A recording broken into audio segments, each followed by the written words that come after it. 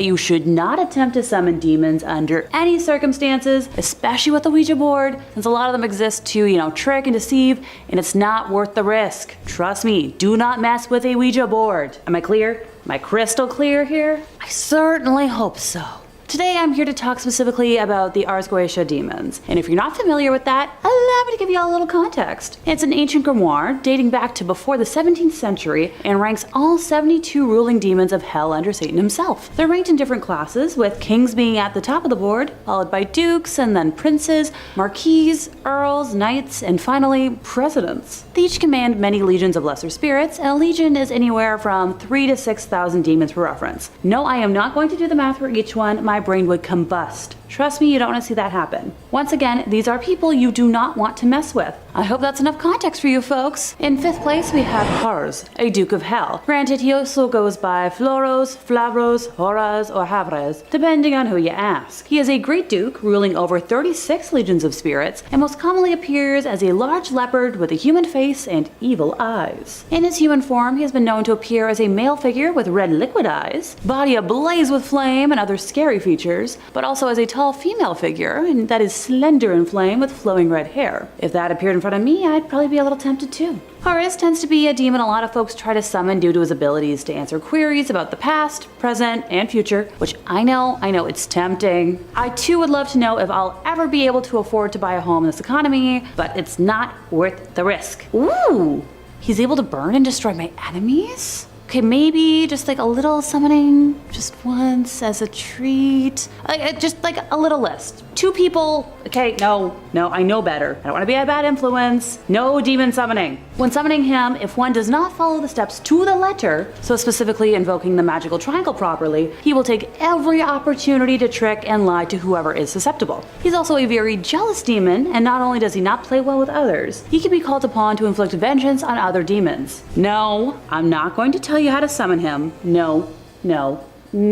Also, for the horoscope girlies like myself, he's a Capricorn. In 4th place, we have Valefor, a Duke of Hell. Sure, he only rules like 10 legions of spirits, but you'll see why in a minute. He's a bit of a busy guy. Something I know I can personally relate to. I swear I don't have a social life anymore. Going also by the monikers of Malifar, Malifar, and Valefor, he is known to appear as a lion with the head of a man, or as a lion with the head of a donkey. Okay, Midsummer's Night Dream, getting those vibes. He is also depicted as being utterly monstrous, with multiple lion limbs, a mighty mouth with a second one underneath, the ears of a donkey, and a devilish tail. No, he's not a Leo, but good guess. He tempts people to steal and is in charge of a good relationship among thieves. Valefor is considered a good familiar by his associates until they get caught in his trap. That's the thing with these demons. Sure, they'll tempt you with what you think you need or what you desire that's impossible for a reason, but I've never heard of a demon acting out of the goodness of their heart. Seriously, have you? They have needs as well, and those include playing with humans like we're their own personal little chess set. And sadly, we'd be only pawns in that game. No powerful queens here. Or so you could think. A goal of his is to collect human greed and manifest it as glittering treasure, while he teaches loyalty and the art of manipulation. Other demons refer to him as a tricky a-hole, so do with that information what you will. Most demons tend to show up, do what's needed, and then buzz off to wherever they need to go next. But Valefor will join you on whatever adventures you go on, even after the original summoning. But you should be careful, because if you're not smart enough or you're a bad sorcerer, he's gonna trick you as well. I'm not shocked. You shouldn't be shocked. He's able to manipulate angels and wizards to commit crimes and steal secrets for his own benefit, and he can use hellfire to dazzle the enemy with blinding explosions or to attack and defend himself. So while watching whoever he perceives as an enemy, he can use combustion to end someone by making them burn alive and create a wall of hellfire on command. Funny enough, he's a Taurus, so happy birthday, you stubborn demonic thing. No, you are not invited to any birthday parties. In 3rd place, we have Vine, an Earl and King of Hell. History isn't quite sure if he rules over 19 or 36 legions of beings, which is pretty dang scary to think about. I'd love a fact check down in the comments if anyone considers themselves more of, an expert. The significance of his name seems to be from the Latin word vinea, vine, which is also the name given to an ancient war machine made of wood and covered with leather and branches used to overthrow walls. In terms of his appearance, once summoned, he will show up resembling a lion and holding a viper in his hands. No, I don't do snakes. If requested to change that appearance, he'll present in human form with long black hair, black wings, and now holding a golden cane. Okay, I know there's some people out there who might be attracted to this, visually. guilty, but don't take that as encouragement to summon him. A pretty face is not worth it. Trust me. Known as one of the most difficult demons to summon and work with, he's also one of the only demons who can identify witches and warlocks without being previously informed about their abilities, along with having the ability to tell the past and future. Vine is insensitive to humanity, and cares very little for harming those who summon him, making him wildly unpredictable and dangerous to summon, along with having the power to take souls without requiring permission. In terms of abilities, Vine can create or summon hellstorms that fire lightning bolts that will explode or incinerate an intended target. The storms will literally track down the target until the goal is accomplished. He can also create or summon hellfire rains that have the ability to burn a human alive and incinerate them, and they're gonna follow that target until their job is done. Oh, and not just humans. He can manipulate hellfire that's capable of incinerating gods, archons, djinns, and titans. Of course, he's a dang Gemini with, the appearance changing and all. I love my Geminis in my life, but a stereotype is only a stereotype when it's true.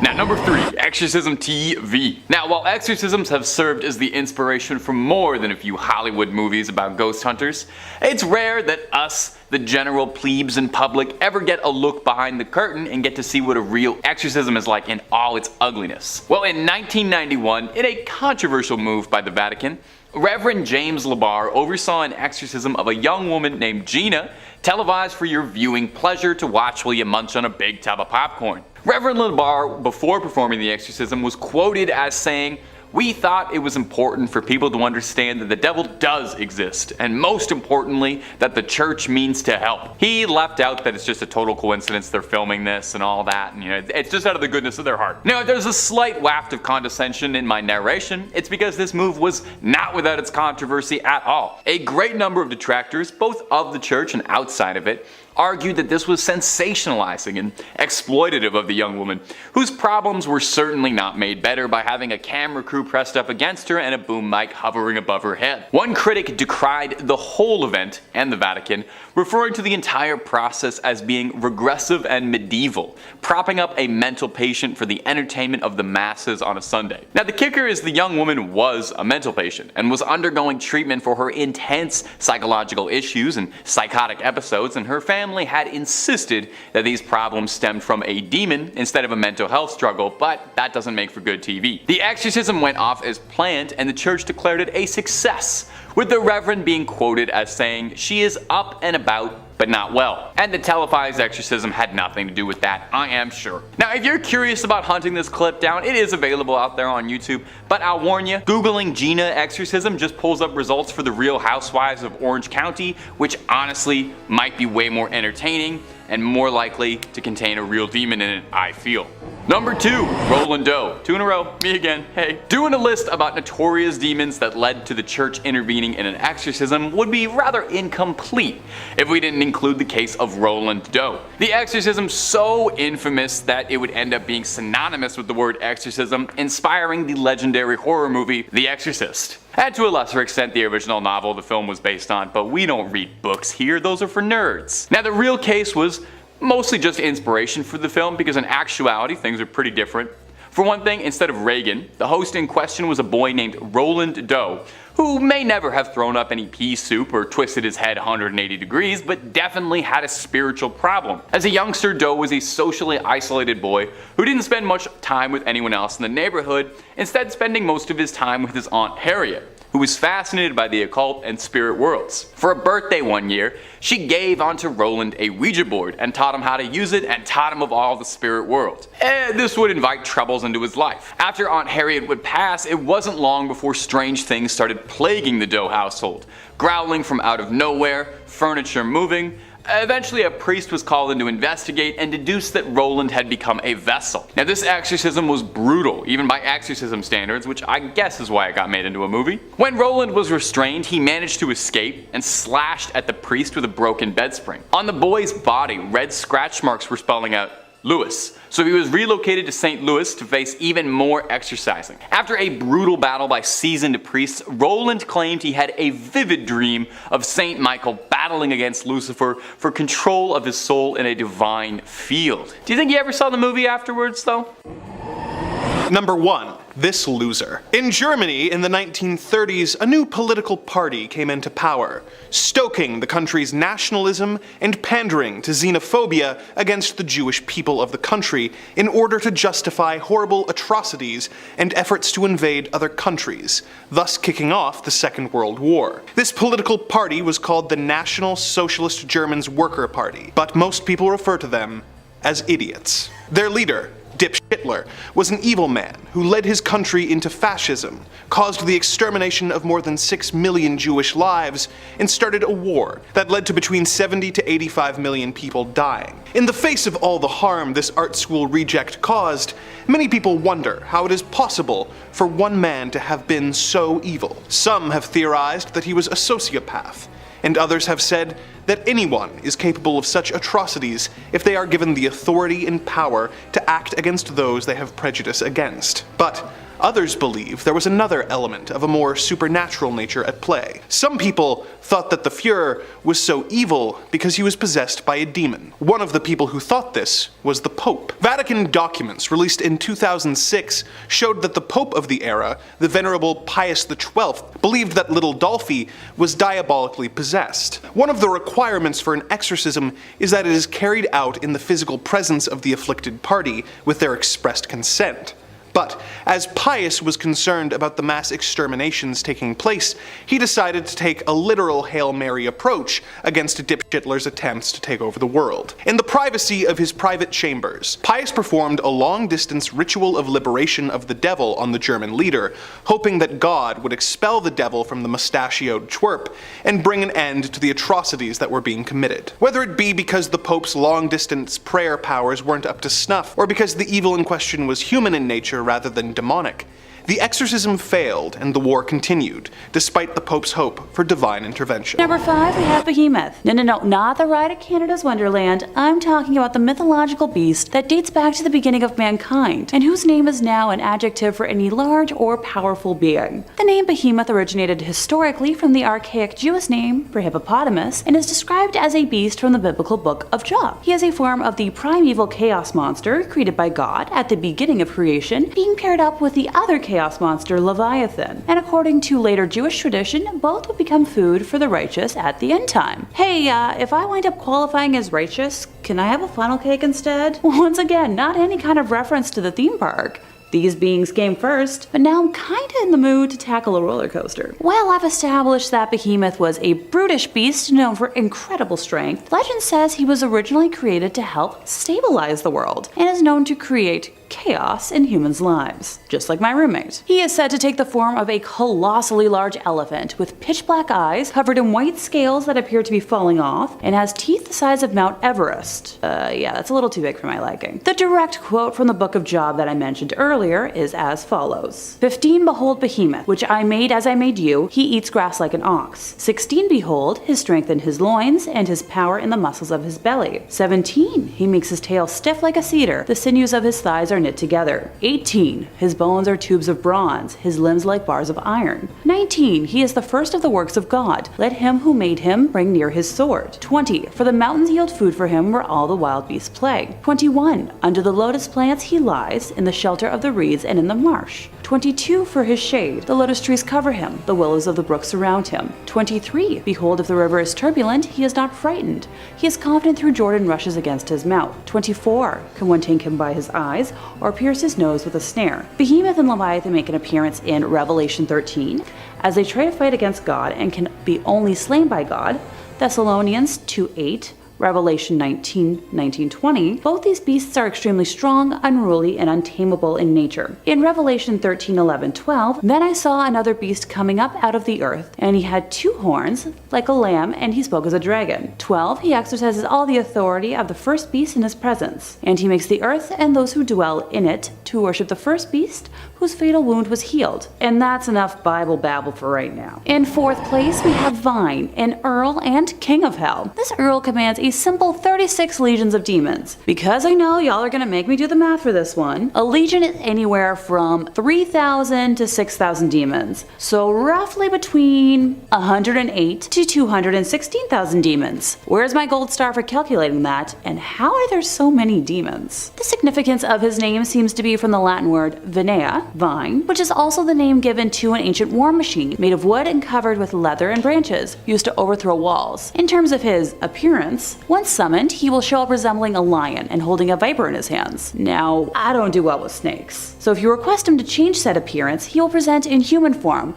with long black hair, black wings, and now holding a golden cane. I know there's people out there who might be attracted to this, present company included, but don't take that as encouragement to summon him. Known as one of the most difficult demons to summon and work with, he is also one of the only demons who can identify witches and warlocks without being previously informed about their abilities, along with having the ability to tell the past and future, which I can see is kinda tempting. Vine is insensitive to humanity and cares little for harming those who summon him, making him wildly unpredictable and dangerous to summon, along with having the power to take souls without requiring permission. I repeat, dangerous. Right in second place, we have Beleth, the king of Down Under. No, not Australia, you comedians. Hell. Out of today's entire list, he probably commands the most demons. Ready for this? 85 leagues. Personally, I wouldn't be able to handle that kind of responsibility. I'm barely able to command my own life as it is. Similar to Jerez, he also goes by a couple of different names, such as Belet, Beleth, Byleth, and Bileth. Very fond of alliteration, I see. When summoned, he originally appears as a terrifying dark knight on a horse, is accompanied by a cacophony of music, and presents himself as scary as possible to test the conjurer. If the summoner is not deemed courageous, bad times would be ahead for whatever poor soul tried. Also, and once again, do not summon, but if he decides you are strong enough, he'll be kind to you, but only if the conjurer is holding a hazel wand and draws the summoning triangle to the south, east,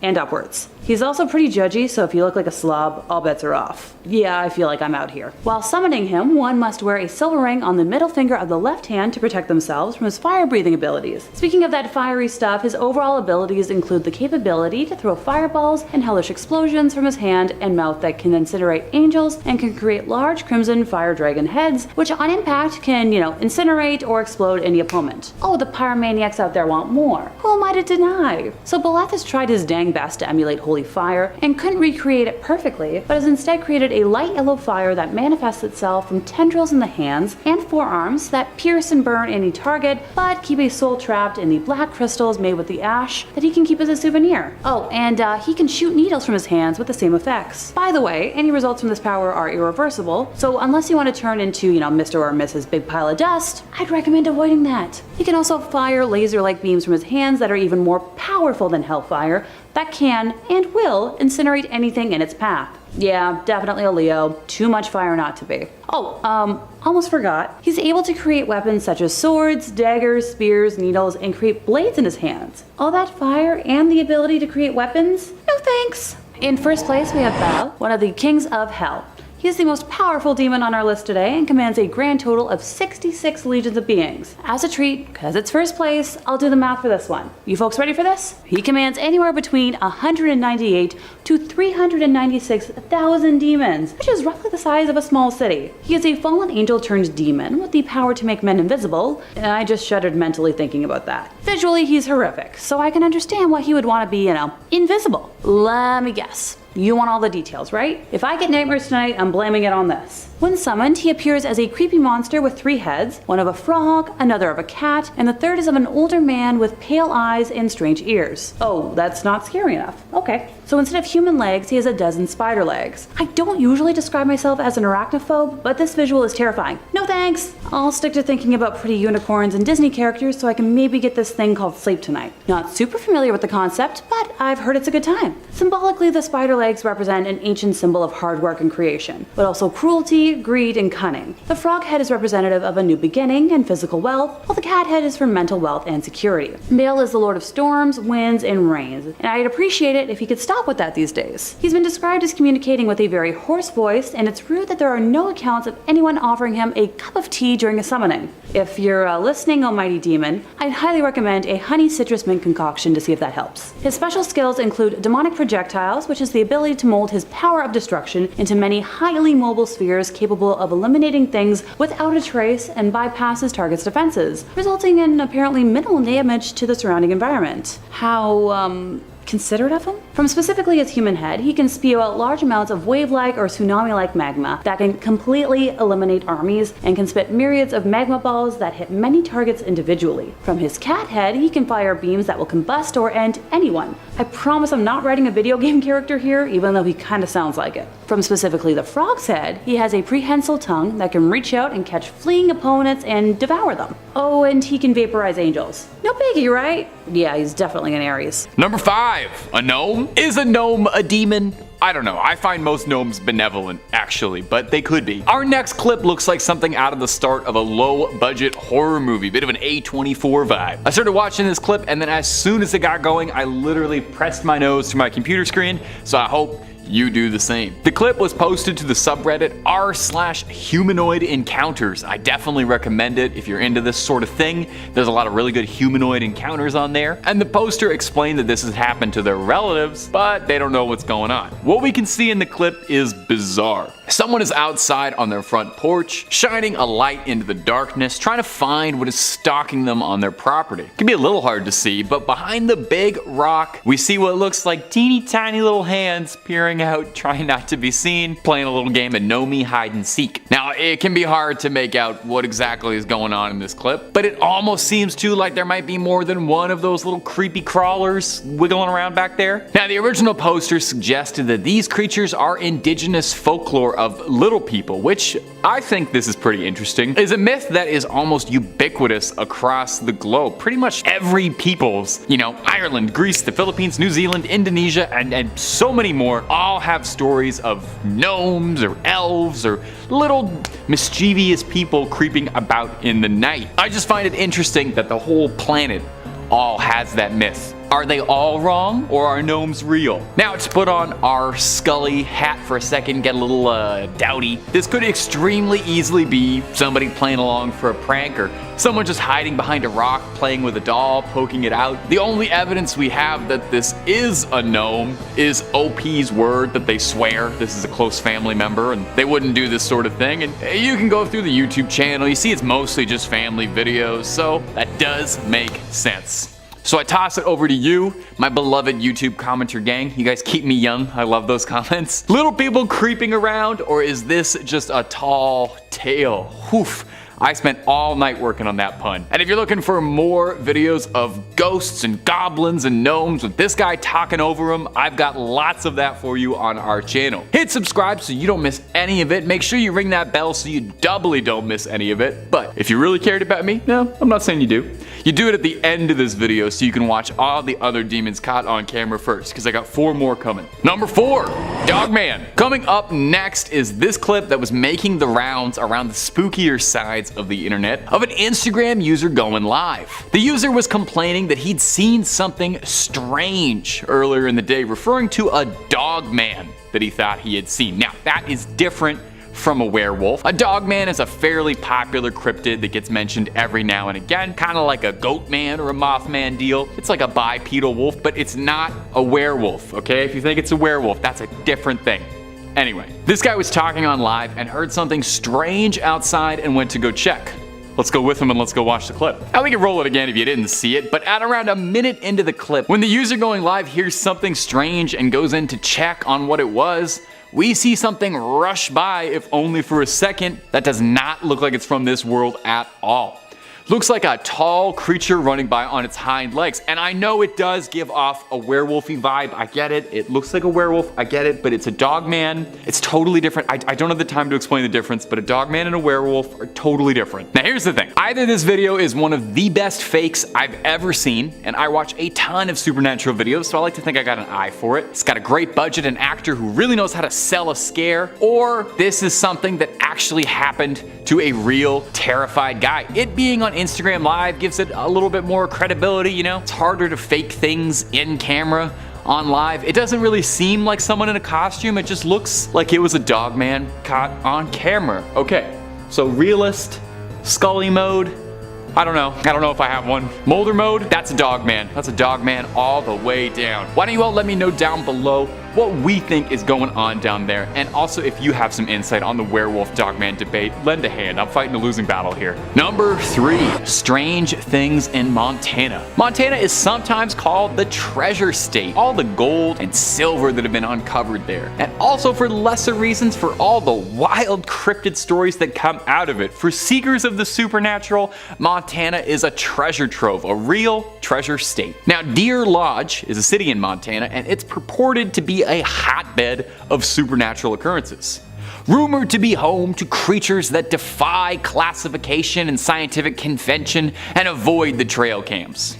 Until recently, a local rancher from Deer Lodge caught something bizarre on his land when something tripped the motion sensor on his trail camera. Now, the black and white footage shows a blindingly bright glowing humanoid with what looks like an oversized and oblong head walking bizarrely in front of the camera. My first thought is that Simpsons episode has Mulder and Scully guest starring. The Simpsons episode with Mulder and Scully where Mr. Burns is glowing green through the woods. That's what I'm thinking of when I see this. Now, this trail cam was miles away from any roads or trails, so there shouldn't be anybody creeping around. But there is. The rancher returned to the site of the photo and stood in the same spot and tried to mimic the composition of what he saw. When he posed himself against and compared the other image, he came out looking pretty human, compared to the sort of odd alien proportions of the glowing being, which also happened to be devoid of any features. So what was it? Now, some believe it to be extraterrestrial life. Popular. The show Ancient Aliens, the most reputable name in alien news, took the trail camera footage to analyze for authentication.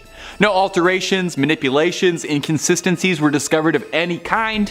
Well, I don't know what's going on in there. Others wondered if perhaps the creature could be a Bigfoot or a Sasquatch, or maybe even some other manner of currently undiscovered or unknown cryptid we don't even know about. This could be a first contact scenario. So what do you think was caught on this trail cam? An alien? A Sasquatch? Something dreadfully normal? We may never know, but it's fun to theorize. Middle of the pack. In third place, we have Pazuzu. If your first response was to say bless you, we have the same sense of humor. You may be familiar with references made to him in The Exorcist and the House of Ashes video game, but we're not talking about Linda Blair's acting today. As an apotropaic entity, he was considered both a destructive and dangerous wind, but also a repellent to other demons, one who might safeguard the home from their influence if he was in the right mood. Remember, if he was in the right mood. Kinda like me sometimes. He is quoted as introducing himself by stating, "I am Pazuzu, son of Anubu, king of the evil Lilu demons. I was enraged in violent motion against the strong mountains and ascended them." Lilu demons are the class to which Pazuzu and his leagues of demons belong. There is also a notable connection to the earlier Babylonian personifications of the four winds. These beings, as depicted on several cylinder seals, have wings, and each represents a different direction of the north, south, east, and west winds. It's important to note that noted professor of ancient studies,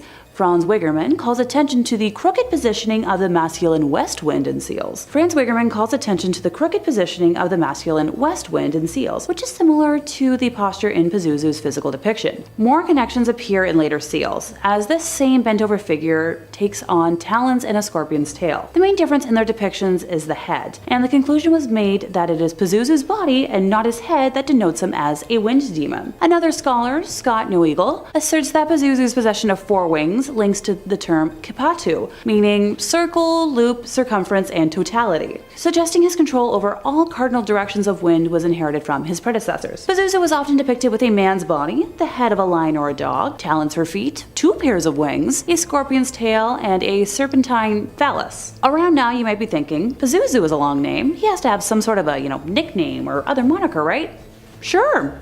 He's been called the agony of mankind, suffering of mankind, or disease of mankind. Take your pick. This god of wind and plague is known as Lucifer's right-hand man and has the power to control and rule over other evil spirits, being known to bring forth droughts and famine. It is said that he conspired with Lucifer to overthrow God, and they were thrown out of heaven together. He is fond of corrupting the innocent and good, being known to offer help that appears good and benevolent, but actually requires recipients to request more of his assistance, sending them further and further into his debt, sentencing them to an afterlife of eternal agony. See, reality is agony enough, so I'll pass. Our runner-up for today is Surgat, first mentioned in history in 1517, whose deceptive and cunning mind make him one of the most tricky demons you could possibly think of summoning. Due to his name, he is associated closely with Saturdays. Sure, he might be the least known demon on this list, lacking the background detail that emphasizes the other demons, but he is still very much to be feared. He is known as the one who can open all locks, which may seem a little silly on the surface level, but once summoned, he is impossible to escape or to conceal yourself from unless it's on his terms. Targets of Surgat are relentlessly pursued until found, and then presented with imagery until they go mad. He was the last demon to be summoned by known demon hunter and documentarist Pope Honorarius in his grimoire. Honorarius had thoroughly documented the strengths and weaknesses of every demon he summoned during his research into the oncoming War Against Demons, but had only written ability to open locks with Surgat before his untimely death, leaving history to believe Surgat was responsible for this event. Now, I'm not going to spell out how to summon him, because I hope I've made it clear enough by now that I exist to discourage that kind of behavior, but I did find it kind of neat that one would need a nail from an old coffin to do so. Oh, and before I forget, Surgat is invisible when he manifests, making him easy to lose track of. And in first place, we have Beelzebub, Lord of the Flies, Lord of Dung, and God of Filth himself. He is described visually as a small and hunched over creature with red or purple skin, ram horns, a forked tongue, and a long tail, along with incredibly powerful wings. Kinda sounds like a D&D character. He often prefers to appear as a fly when summoned, which may sound innocent until you consult history. Flies were believed to have been born from rotting flesh and plagues. According to Christian beliefs, he began his career as a false god, convincing men to worship him and trick them, so he could give faulty advice that would harm instead of helping those in need. Before in the comments asks for a Bible citation, since I haven't been including them for all of the listings today, I'll mention it now. In Mark 3:22, the scribes accused Jesus Christ of driving out demons by the power of Beelzebub, the prince of demons. The name also appears in the expanded version in Matthew 12:24, 27, and Luke 11:15, 18, 19, as well as in Matthew 10:25. Jesus knew their thoughts and said to them, "Every kingdom divided against itself will be ruined, and every city or household divided against itself will not stand. If Satan drives out Satan, he is divided against himself. How then can his kingdom stand? And if I drive out demons by Beelzebub, by whom do your people drive them out? So then they will be your judges. But if I drive out demons by the Spirit of God, then the kingdom of God has come upon you." Funny. Hanging around this spooky stuff has me quoting the Bible more than I ever thought I would in my lifetime. Guess I should have paid more attention in my middle school religion classes, or when I was altar serving as a kid, instead of just figuring out the perfect angle to tip a candle at to splash wax on my arm. What? I never said I was a normal kid. Beelzebub is commonly described as placed high in hell's hierarchy. According to the stories of the 16th century occultist Johann Weyer, Beelzebub led a successful revolt against the devil, is the chief lieutenant officer of Lucifer, the emperor of hell, and presides over the Order of the Fly. And I thought I was a workaholic. The 17th century exorcist Sébastien Michaelis, in his admirable history, placed Beelzebub among the three most prominent fallen angels, the other two being Lucifer and Leviathan. John Milton, in his epic poem Paradise Lost, published in 1667, identified the unholy trinity of Beelzebub, Lucifer, and Astaroth, with Beelzebub as the second ranking of the many fallen angels, a quote from him claiming Satan except none high or sad. In simple English, only second place is Satan here. His specialty is in tormenting mankind, causing wars, instigating murders, and known for his ability to place humans under the spell of other demons upon request. One thing historians haven't been able to settle on is which major sin he represents, with some claiming pride, others gluttony, but also some claim idolatry. Personally, since he allegedly originated from being a false god, I'm going to side with idolatry. But let me know in the comments which one you believe. Number 5, Maricica Cornici. Now, when demonic possession is the leading symptom, you don't go to WebMD, you call the cloth, and you send a man with a fancy little black case and a crucifix to come excise the demons from your soul and your mortal body. That's basic stuff. But what happens when demonic possession occurs to someone inside the church? You don't hear about that a lot. What's the protocol? Well, in the case of Maricica Cornici, that is exactly what happened. This young woman was a member of the convent living in Romania sometime in the 20th century, when she became the unwilling host to a hostile demon that had moved in and paid first and last for rent inside her body. She believed that not only was she possessed by a demon, but that she was being spoken to directly. The devil was using her head as a landline, and she was being whispered demonic thoughts and threats all hours of the day. I can imagine that would be so exhausting. I get tired of my own thoughts. Can't imagine having to hear Satan's every little thought too. Now initially she was being treated for possible schizophrenia, but when that didn't take care of the problem, the church sent an agent in to clear out the demonic presence. She was offered a little bit of holy water to drink, but gagged it up and was then restrained to be exorcised. Now in my opinion, I feel like that's a bad test. I can't imagine holy water is really that refreshing. I wouldn't know, never had it. Maybe it's like San Pellegrino, I don't know. Anyway, she was bound to a cross and was gagged with a wet cloth soaked in holy water and subjected to round-the-clock exercising over the course of 3 days.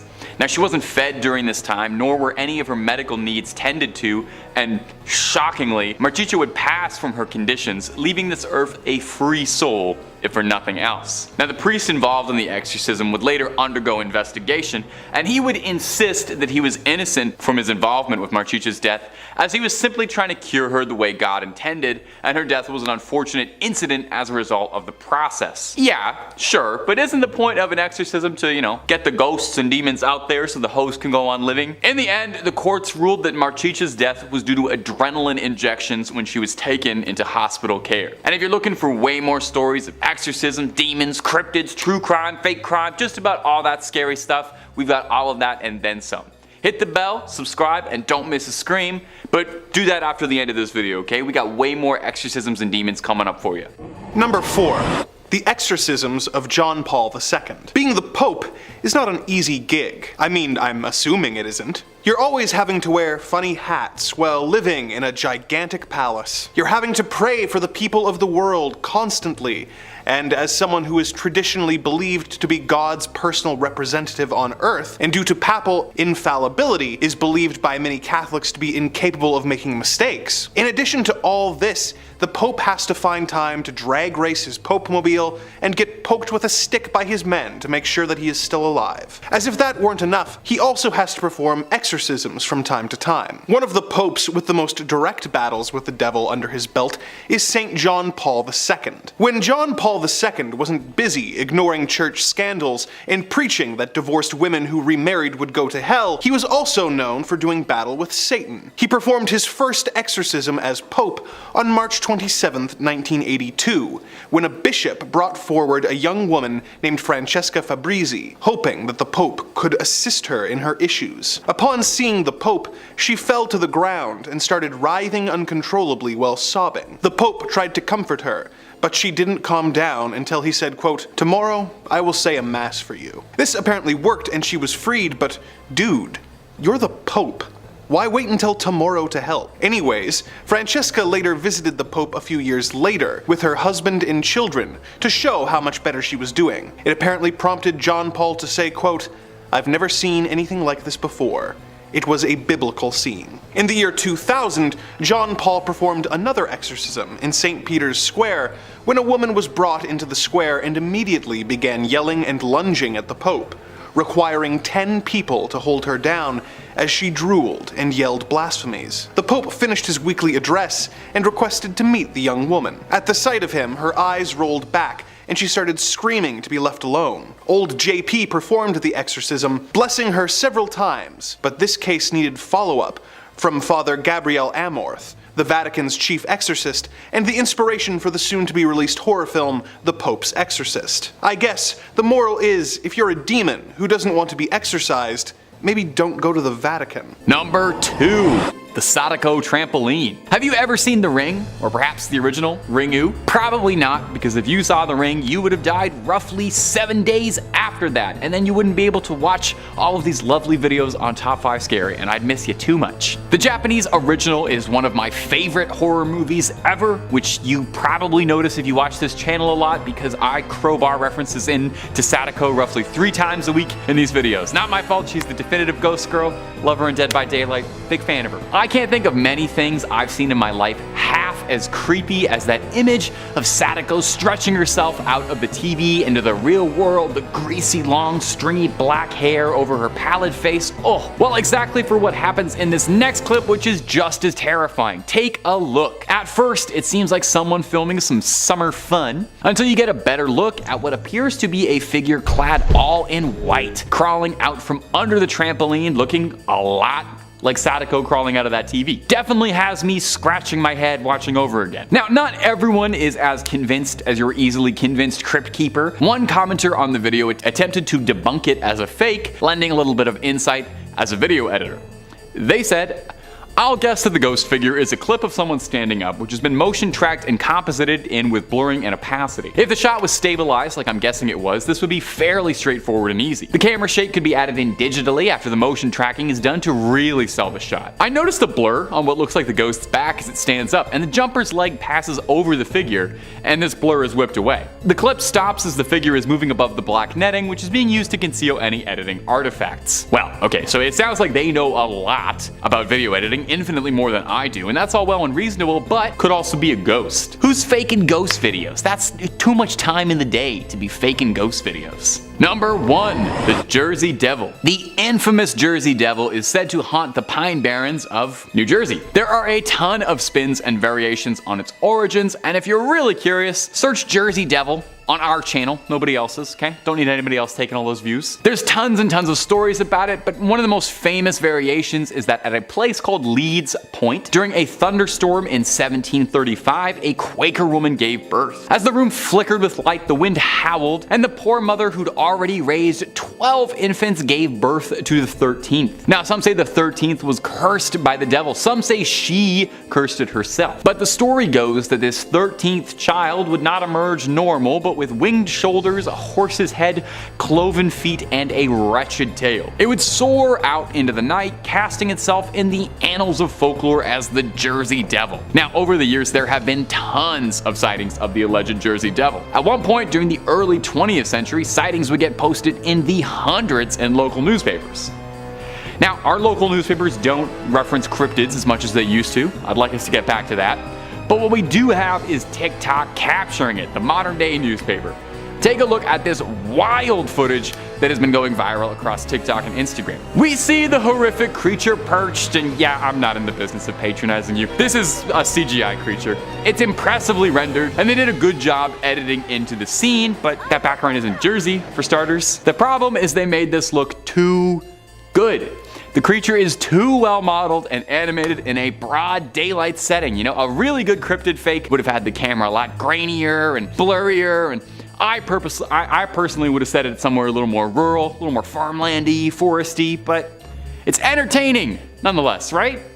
I think we're too quick to cry fake when we don't seem to realize these creatures are only as real as if we believe in them. So start believing in them harder, and eventually Mothman will be real. First up, we have Incubus. This dark demon is said to take on the appearance of a male human who tries to impregnate unsuspecting women while they are asleep. Now, the goal of Incubus is to use his unsuspecting victims to birth demons and witches in order to create more servants of hell and devil worshippers. The word incubus is actually derived from the Latin language and directly translates to nightmare. So keeping that in mind, it only makes sense that this demon would appear in the shadows of the night to prey on his victims. It is not known how many dark beings Incubus could have fathered, but it is believed that the famous magician Merlin was actually created by Incubus. Many people believe that Merlin would actually spread dark magic in the towns that he traveled to while he was under the demon's control. Now, some people also believe that this demon has actually been summoned through a Ouija board on multiple occasions. There are many stories that people find their partners alone in bed doing some unspeakable acts by themselves. It also appears that any woman who has been a victim of Incubus has no recollection of the events that led to their eventual pregnancy. And once a Ouija board has been used to summon Incubus, it is incredibly hard to get rid of him. This is not as simple as opening a door and kicking someone out of your house when you want them to leave. Some of the oldest tricks that were used in the medieval era include covering your bed in black salt and burning special types of incense that Incubus really doesn't like. So unless you want to have a very disgusting visitor arrive in your home,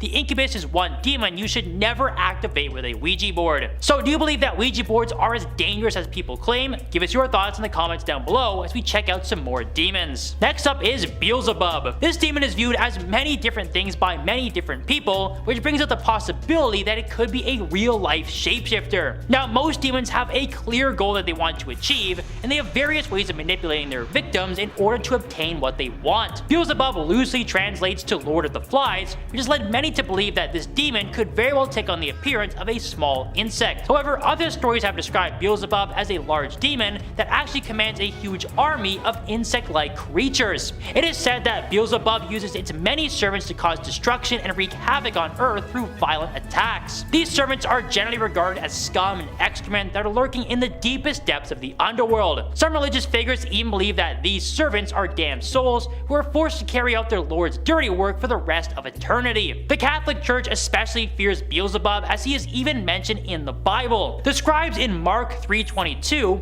have actually accused Jesus Christ himself of working directly with Beelzebub. Some believe that the Lord of the Flies was banishing evil spirits away from Earth on Jesus' orders so he could gain even more servants. Now, anything that commands an army of evil spirits and has the ability to shapeshift should not be taken lightly. Summoning Beelzebub with a Ouija board can enrage the demon and cause it to take over your day-to-day life. There have been reports of Beelzebub appearing in homes as a large dark mass that is most active at night. Other smaller paranormal events are likely the work of his minions, but this is one demon you do not want to mess around with. After that, we have Antoine Gay. This one may not sound as terrifying as a traditional demon, but it could be even more dangerous. Antoine Gay started out life as an ordinary human being, but he is infamously known as being one of the strongest cases of demonic possession to this very day. Antoine was a Frenchman who served in the military in the 1800s before becoming a carpenter in the city of Lyon. He then decided he wanted to begin the process of becoming a monk and was accepted as a lay brother at his local abbey. Now, things took a strange turn for him, however, when he shockingly decided to leave the church due to a complete nervous disorder. His sudden mood swings and his unexplained conditions quickly started to raise concerns that he had been possessed by a demon. He was examined by priests and other religious figures who reported that Gay spoke in a much deeper tone and began to share dark secrets of his life. He also started speaking in perfect Latin without ever studying the language or having any knowledge of it. Now, religious figures named the demon that had possessed Antoine Isacaro, but not much was known about the demon or its intentions beyond its name. Antoine Gay eventually passed away in the late 1800s due to various complications that priests believe were linked to the demon who had possessed him. But nowadays there are people who are convinced that Antoine Gay is still inhabiting our world as an evil entity. There are rumors that Isacaro had passed its energy onto Antoine when he passed away, and he is now tormenting other souls all around the world. However, because of the mystery surrounding the original demon, no one is really sure how to stop it. Ouija boards are likely the easiest way to summon it, but there is no reason why anyone should even attempt to do that. Number 1. Master Leonard. Who would have thought that someone named Leonard could be frightening? And yet here we are. Leonard is one of the spirits or demons featured in the 1818 demonology text, the Dictionnaire Infernal, by Jacques Collin, which describes various demons as well as their hierarchies. Leonard is described as a three-horned goat with the face of a man who uses his horns to initiate his followers and grant them satanic powers. His job title is Grand Master of the Nocturnal Orgies of Demons, which is undeniably an impressive job title. He is known for having banquets thrown in his honor by his followers, where they all consume the flesh of a stillborn goat, which is then eaten without salt and boiled with reptiles in order to depurify the sinless meat. He also has a habit of transforming into a handsome young soldier and luring young women into the wilderness, where he will impregnate them, with all the resulting children being stillborn as an offering to sin. Male followers of Leonard are granted the ability to transform into monstrous animals, or even into the incubi, which we already detailed.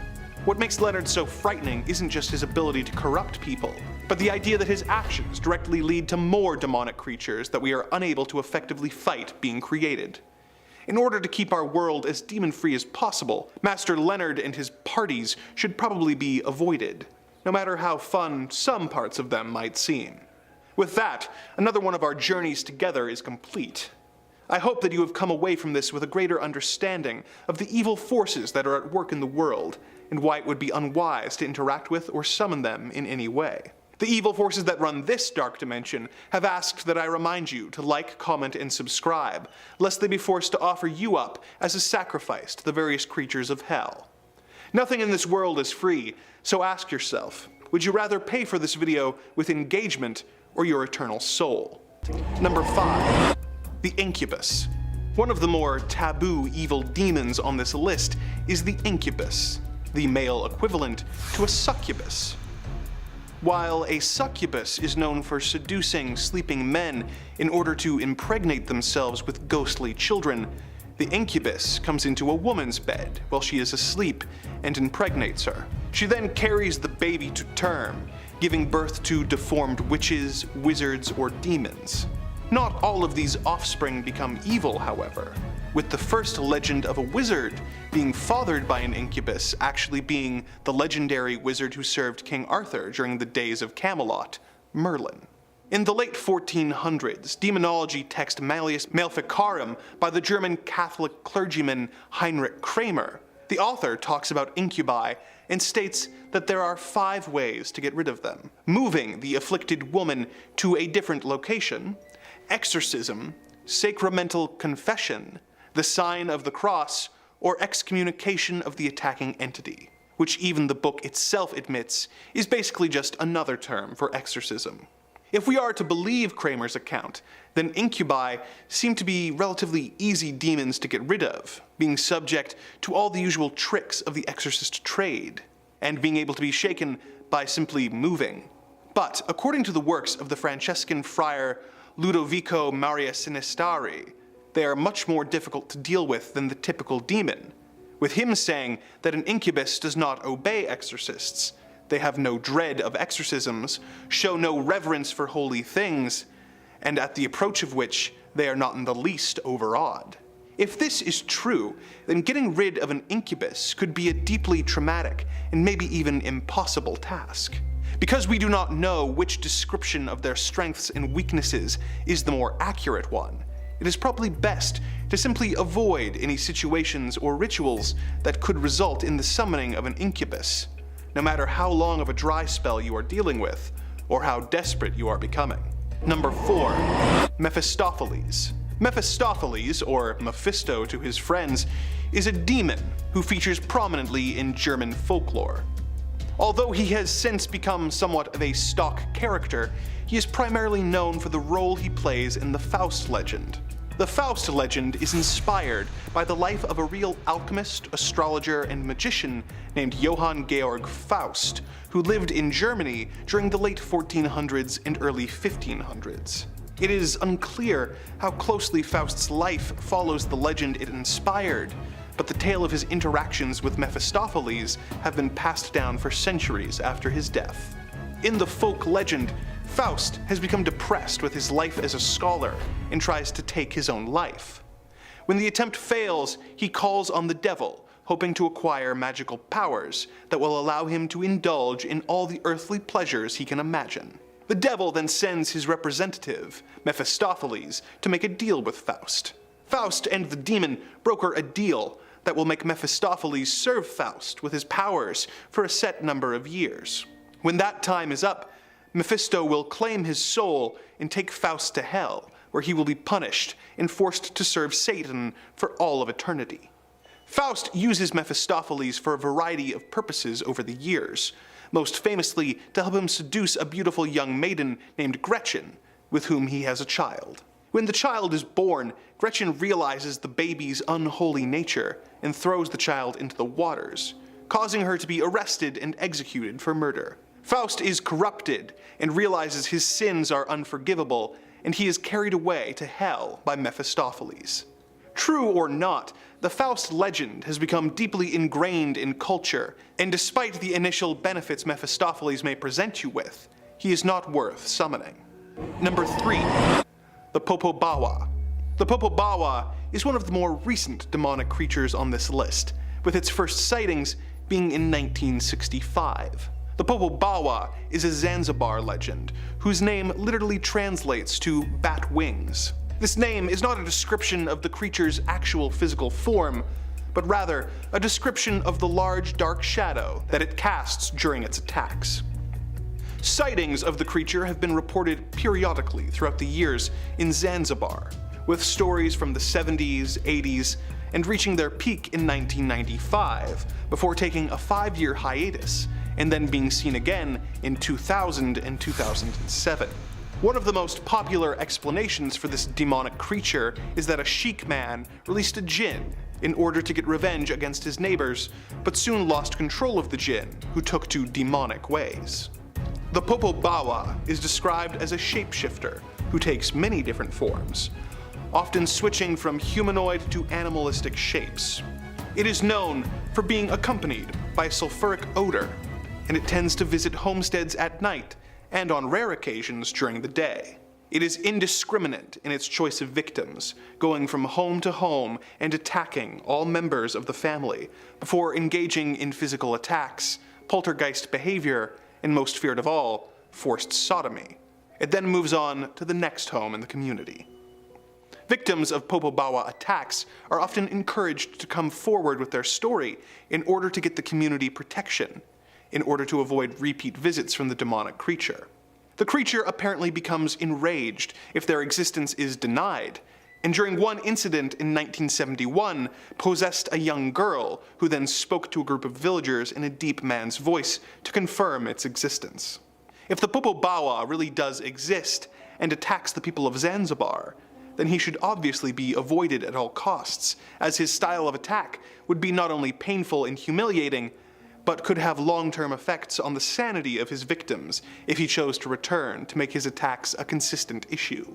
This is one demonic force that there is no benefit to tangling with, and should be avoided as much as possible, for both your own sake and that of everyone in your community. Number 2, Beelzebub. Okay, the rest of these demons been small fries. Now we're getting into the big hitters. Beelzebub is thought to be one of the first angels to have ever fallen to hell, alongside Leviathan and Lucifer himself. He and Lucifer actually have a bit of an identity crisis, as the two are sometimes thought to be interchangeable. They got like similar haircuts, I think. Some demonologists, and yeah, there are people who call themselves demonologists, argue Beelzebub is another name for Lucifer. Some pose he's one of his most trusted lieutenants. No one can agree, but whatever he is pretty scary. His history is fairly interesting. It's thought that his namesake is a mockery of the ancient god Baal, a Bronze Age god of fertility. Some scholars believe Beelzebub's name comes from Baal-zebub, meaning Lord of the Flies, inferring that the followers of Baal are nothing more than flies worshipping a dung god. The Lord of the Flies sort of ended up becoming Beelzebub's de facto title, with almost all depictions of him featuring flies in ubiquitous amounts. Occasionally, he's even depicted as a giant fly. It's very Kafkaesque. Beelzebub is said to be one of the most powerful demons inside of Hell's domain, capable of great and control over humanity. Beelzebub was cited during the Salem witch trials as the entity that had corrupted and swayed so many women to witchery, so we have him to thank for goth girls, I guess.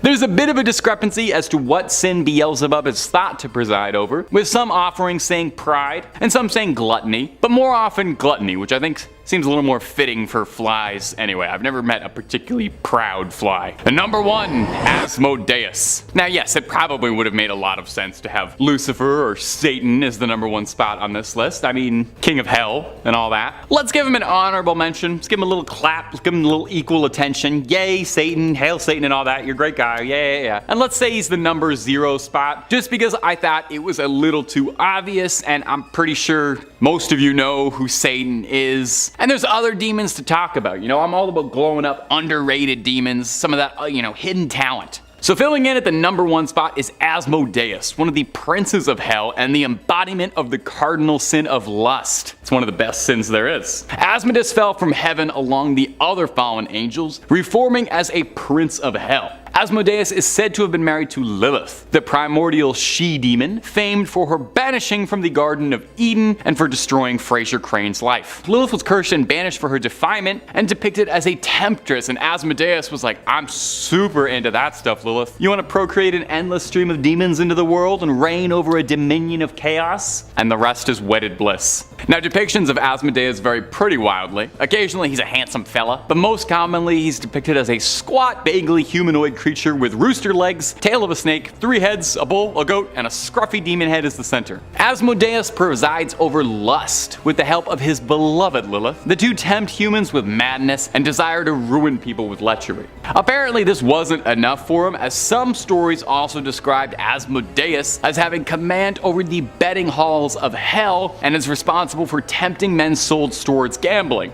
So what I'm hearing is that Asmodeus is in charge of lust and gambling, so he probably parties harder than absolutely anybody in hell. I don't know, sounds kind of cool. That's why he's at the #1 spot today. Next on our list is Baphomet. This demon is another direct servant of Satan who was mentioned in texts as far back as the 11th century. He is described as a large winged beast with a goat head and a human-like body. Many paintings also show the words dissolve and coagulate tattooed on the demon's arms. Now this seems a little strange at first until you realize the main purpose of this demonic figure. Many believe that Satan had originally summoned Baphomet to destroy religion from the inside out. He would manipulate humans on earth to carry out some evil deeds and spread the word that religion was very bad for the soul. Of course, Baphomet needed a large following of loyal servants who would help him in his quest, and he didn't have a tough time finding them. The infamous Knights Templar that existed between the 12th and 14th centuries were apparently the main followers and direct servants of Baphomet. They would supposedly carry out all sorts of anti-Catholic rituals and actions, which included spitting on the cross. While the Knights were technically a military order that was supposedly fighting alongside the Catholic Church, some believe that they were actually fighting against it. Many people started to question the Templars' faith in the early 1300s, and some were convinced that they were worshipping demons. Then in 1307, it was King Philip IV who ordered the majority of the Knights to be arrested for worshipping Baphomet. This led to the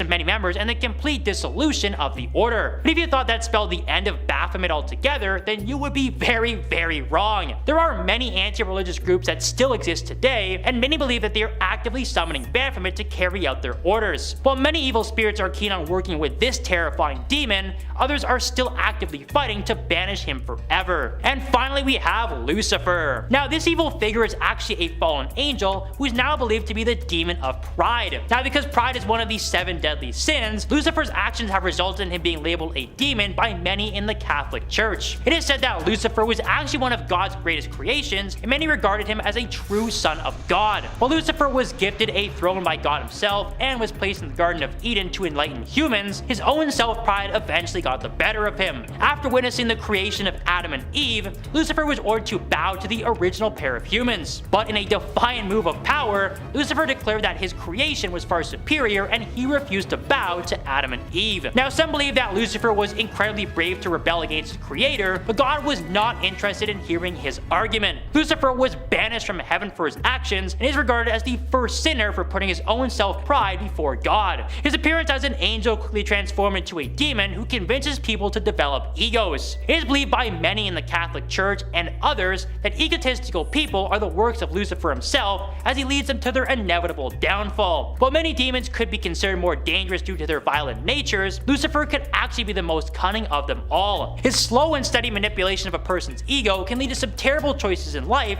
that can have irreversible consequences. The estimated number of victims who have been manipulated by Lucifer throughout history is well into the millions. Summoning this entity through a Ouija board might not have an immediate impact on a person's life, but it will slowly crush them over time. There are definitely ways to fix a person who is possessed by Lucifer, but you'd be better off just keeping him far away from any Ouija boards. Number 5, the Legion. Now maybe this is a cheat to start off this list because this is technically supposed to be a top 5 list, but I think including this one might make it a top 500,000 list, roughly. This next demon is known as Legion, for it is many. The Legion's first appearance comes to us from the Gospel of Mark. That's a very early issue, so if you still have that, hold on to it, collector's value. Wherein Jesus Christ was wandering, encountering a young man who seemed to be possessed by a demon. When Jesus spoke to the man, he asked for the name of the demon inside him so he could exorcise him properly. And the demon spoke back and answered saying, Legion,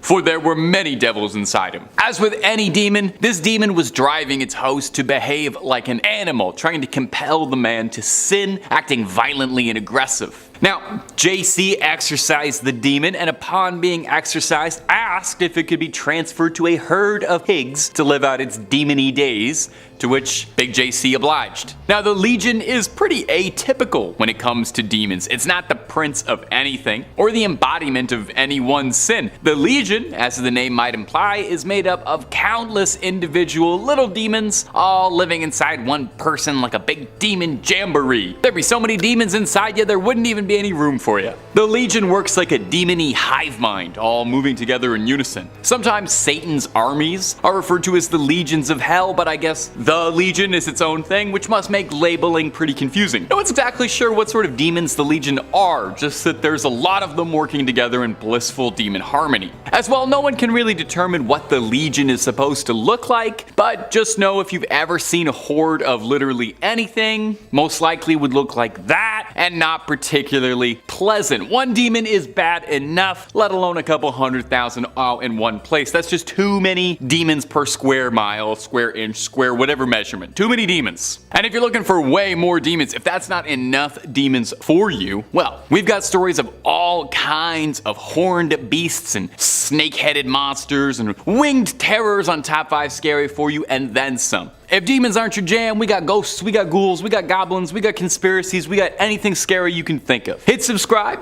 hit that little bell as well, and don't miss a single scream. But do that at the end of this video, because I got 4 more demons coming up for you right now. Number 4, Belphegor. A demon who's had his heyday in pop culture. Maybe you recognize Belphegor from Supernatural's first fledgling season, all the way back when the boys were wide-eyed and hadn't even died once yet. Or maybe you're a big JRPG fan, maybe you're a Persona fan, and you recognize Belphegor as the perpetually bored demon on the can. And if you're like me, and you never stopped to ask why this enemy in a video game was a demon that was sitting on the toilet, maybe you just figured, hey, it's a video game, there's a talking cat, there's a dream world, you play as a teenager who has a healthy sleep schedule and a healthy social circle, it's not a realistic game, maybe you didn't think about it. But there's a reason for this foul demon's appearance. He's one of the 7 princes of hell, the demonic icon of sloth, and his favorite offering isn't blood or a fresh goat, but a little mud pie.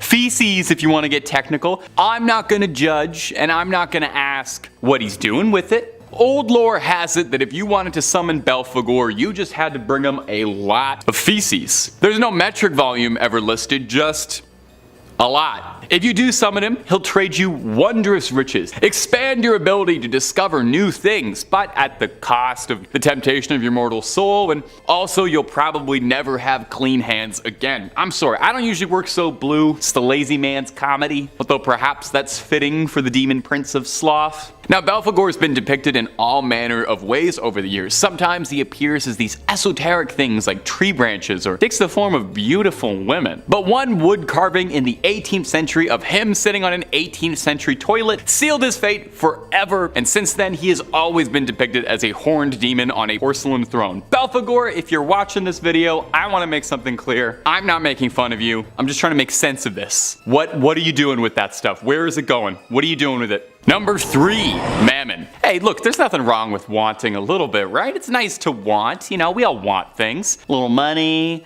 a little power, you know? Now, for most of us who weren't born into a Fortune 500 lineage, might be a little bit tricky, unless you've got a little bit of help. Maybe like from Mammon, the embodiment of human greed. You know, he's actually a lot more generous than his position as greed demon might suggest, you know? If you give over your eternal soul and pledge yourself to an eternity in his service, he might reward you with great riches. That's a pretty solid transaction. Mammon is thought to originate from an ancient word for wealth, and it's thought that this is where Mammon was first born from, was mankind's inherent desire for wealth and greed twisted out of subconscious want. Curse us for wanting. The Gospel of Luke and Matthew both directly quote, "You cannot serve both God and Mammon," meaning you can't have a pious life on a quest for massive wealth, and taken literally later to mean you can't also serve one of the 7 princes of hell and worship God. That kind of makes sense. Mammon is greedy, real greedy. It's said of all the archdukes and princes of hell, Mammon is more concerned with staring at the gold pavement than any of Lucifer's rebellion or business of the heavens, taken to mean that Mammon does not concern himself with anything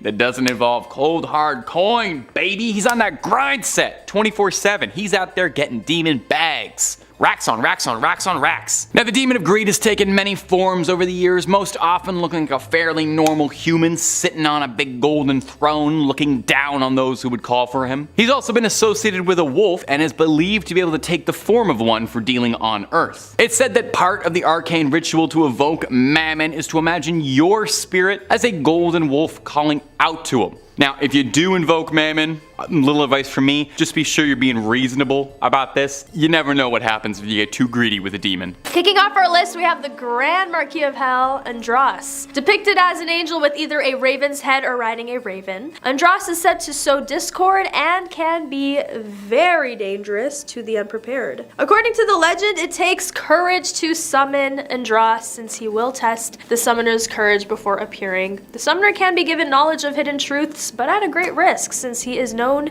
to deceive and manipulate. From what we know so far, would you ever try to invoke him? And if so, what precautions would you take? Share your thoughts in the comments section below. Andros is often invoked by those seeking revenge or justice, making him a popular choice among dark practitioners. He is also associated with the element of fire and is said to have control over destructive forces. Seen as a demon of war and conflict, Andros is often depicted as riding into battle on a black horse and wielding a sword. Obviously, this solidifies his reputation as a powerful and fearsome entity. As with many demons, there are those who believe Andros can be beneficial if summoned and controlled properly, but it's important to remember the risks involved when dealing with such dark entities. It is always recommended to seek proper guidance and protection before attempting any summoning rituals involving Andros or any other demon. On top of that, Andros is believed to have a special connection with crows and ravens. These birds are often seen as messengers of darkness, which further adds to the ominous aura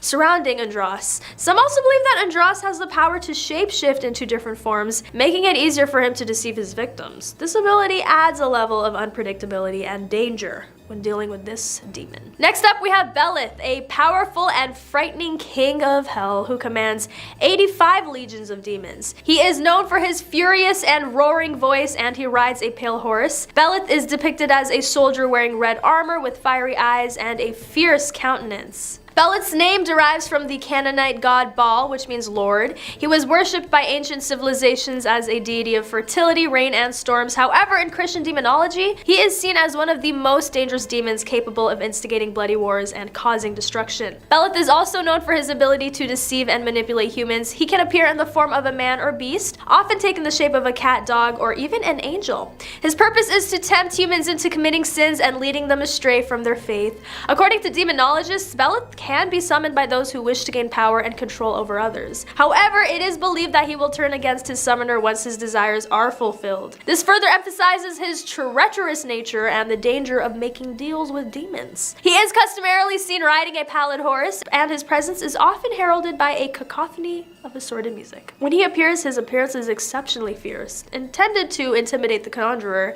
testing his courage. And let me tell you, you'd have to be the bravest person on earth to conjure a demon like this one. The one summoning him must exhibit bravery, and while holding a hazel wand, delineate a triangle striking in the directions of the south, east, and upward.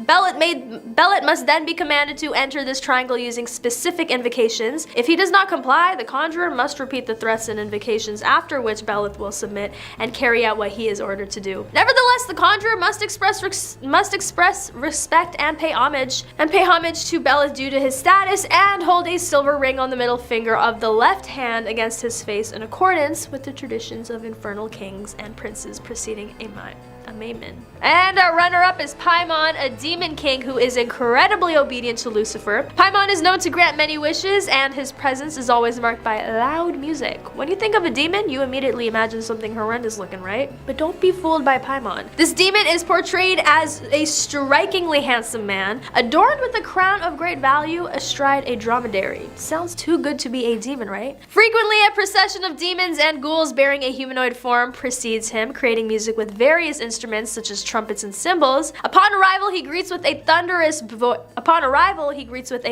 voice, booming and roaring for some time until the summoner gains control. Paimon's control over sound is not merely for show, but it also serves a purpose. In demonology, Paimon is often associated with divination and the ability to reveal hidden knowledge. His loud music and booming voice are believed to serve as a medium for communication between the human world and the spiritual realm. This makes him a valuable ally for those seeking answers or guidance from beyond. Paimon's role as a demon king thing also grants him immense power and authority among other demons. He is often depicted as having the ability to control and command legions of demonic entities, making him a formidable force in the supernatural world. Despite being portrayed as a powerful and intimidating figure, Paimon is said to be incredibly obedient to Lucifer and often acts as his messenger, carrying out his orders without question. This further solidifies his reputation as a loyal and trustworthy demon. Paimon's portrayal as a handsome, charming figure, coupled with his abilities and loyalty, has made him a popular character in literature, films, and other forms of media. He's often seen as a symbol of temptation and the dangers of seeking power and knowledge from dark forces. However, it should be noted that Paimon is still a demon, with all the malevolent intentions and desires that come with it. While he may grant wishes and reveal hidden knowledge, his ultimate goal is to corrupt and tempt humans into serving him and ultimately falling under the influence of Lucifer. In 5th place, we have a familiar sight. Arthur Owen describes himself as suffering from sleep paralysis on a regular basis, anywhere from between 3 to 4 times a week at least. He took to the internet to describe that the worst instance was by far a month or so ago, when he had the same vision for a few weeks straight. Every time he woke up, a girl would enter his bedroom. She'd tell him about her day and overall just initiate casual conversations, almost as if they'd known each other for quite some time. Arthur would feel genuinely happy and calm in her presence. But remember, I'm here to talk about demons, not happy things. Mid-conversation, she'd start clutching her chest and falling to the floor as if she was having a heart attack. She'd hold out her arm to Arthur, asking for help, but he could not move. He'd watched her die in front of him again and again and again, and couldn't do anything to help her. After this, he'd wake up covered in sweat,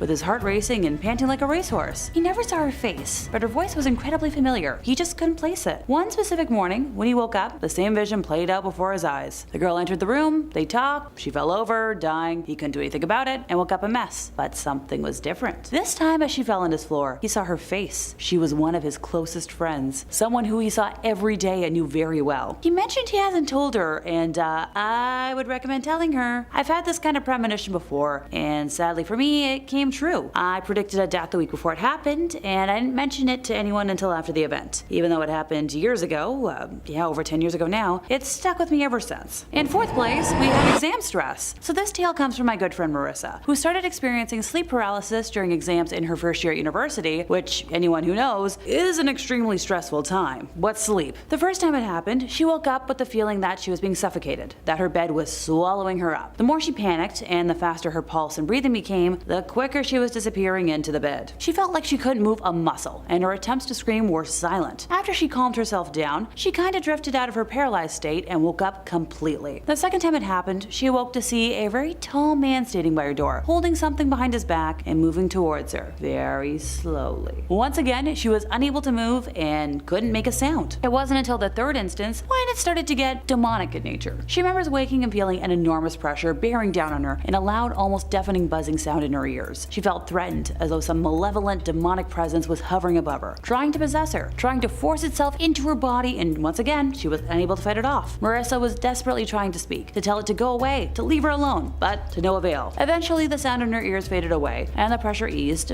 so she was able to move again. Her worst experience overall with sleep paralysis was after she'd been up all night doing an essay, having fallen asleep next to her laptop. I've been there myself. Honest to goodness, back in high school, I used to participate in fan group multicam video chat rooms, and the amount of times I'd fall asleep with my webcam on were kind of ridiculous. Anywho, embarrassing Alexa stories aside, back to Marissa. The next thing she knew was that she thought she had completely woken up, except for there was now a shadow demon looming over the end of her bed. It didn't have a face, but she could feel it staring at her, and it felt like pure evil. She tried with her whole body to scream, but nothing came out, which only made her panic more. Marissa felt like the demon was about to attack her, just before his head twitched to the side and he pounced on her chest, thrashing and suffocating her. She tried to close her eyes again and put all of her energy into trying to wake up and move her body, the whole time with the demon hallucinations still attacking her. When she was finally fully awake, she wound up lying in bed for about a half an hour, shaking and next to tears, adamant in telling me that it was the scariest thing she'd ever experienced. Although she knows now that she wasn't actually being attacked by some demonic force, it's still absolutely terrifying when you're stuck in the moment and unable to do anything except wait for it to end. In 3rd place, we have the jinn. In pre-Islamic Arabia, a specific type of shape-shifting spirit known as jinn, al-jinn, or jinn, was known to be the cause of sleep paralysis. The word describes a a group of spirits that inhabit the earth but can't be seen by humans in their natural form, and translate to something veiled from sight or hidden. According to folklore, they are made of smokeless flame, but they can take human or animal form. They exist in the same realm as humans, but outside of our physical world. The anglicized version of this term happens to be genie, but sadly I can't summon Robin Williams to be here with me today. Us Westerners associate Aladdin's genie with 3 wishes. So the Disney version was inspired by a folk tale in the 1001 Nights, a collection of tales from the Middle East and India called The Fisherman and the Genie. In this tale, a fisherman finds an old bottle in the sea. When he opens it, he discovers a genie that has been trapped for centuries. This story has a happy ending, as the genie ultimately bestows the fisherman with good fortune after it gets over its initial fury over being locked up for so long. So while details about the appearance and abilities of jinn vary, stories about these creatures can be found in the Quran, which is the sacred scripture of Islam. Like humans, they can choose between good and evil, procreate, and will eventually die. It is said that they live in deserted places, caves, graveyards, and, disconcertingly, darkness. So in pre-Islamic Arabia, they were said to inspire poets, since they're not described as good or bad. Still, it's believed that they're responsible for all sorts of things that befall humans, including diseases, accidents, and yep, sleep woes. A special type of jinn, known as jinn al-kabu, is described as the culprit behind sleep paralysis, which, if I haven't stressed it enough already today, can be a pretty terrifying experience. Yes, I know,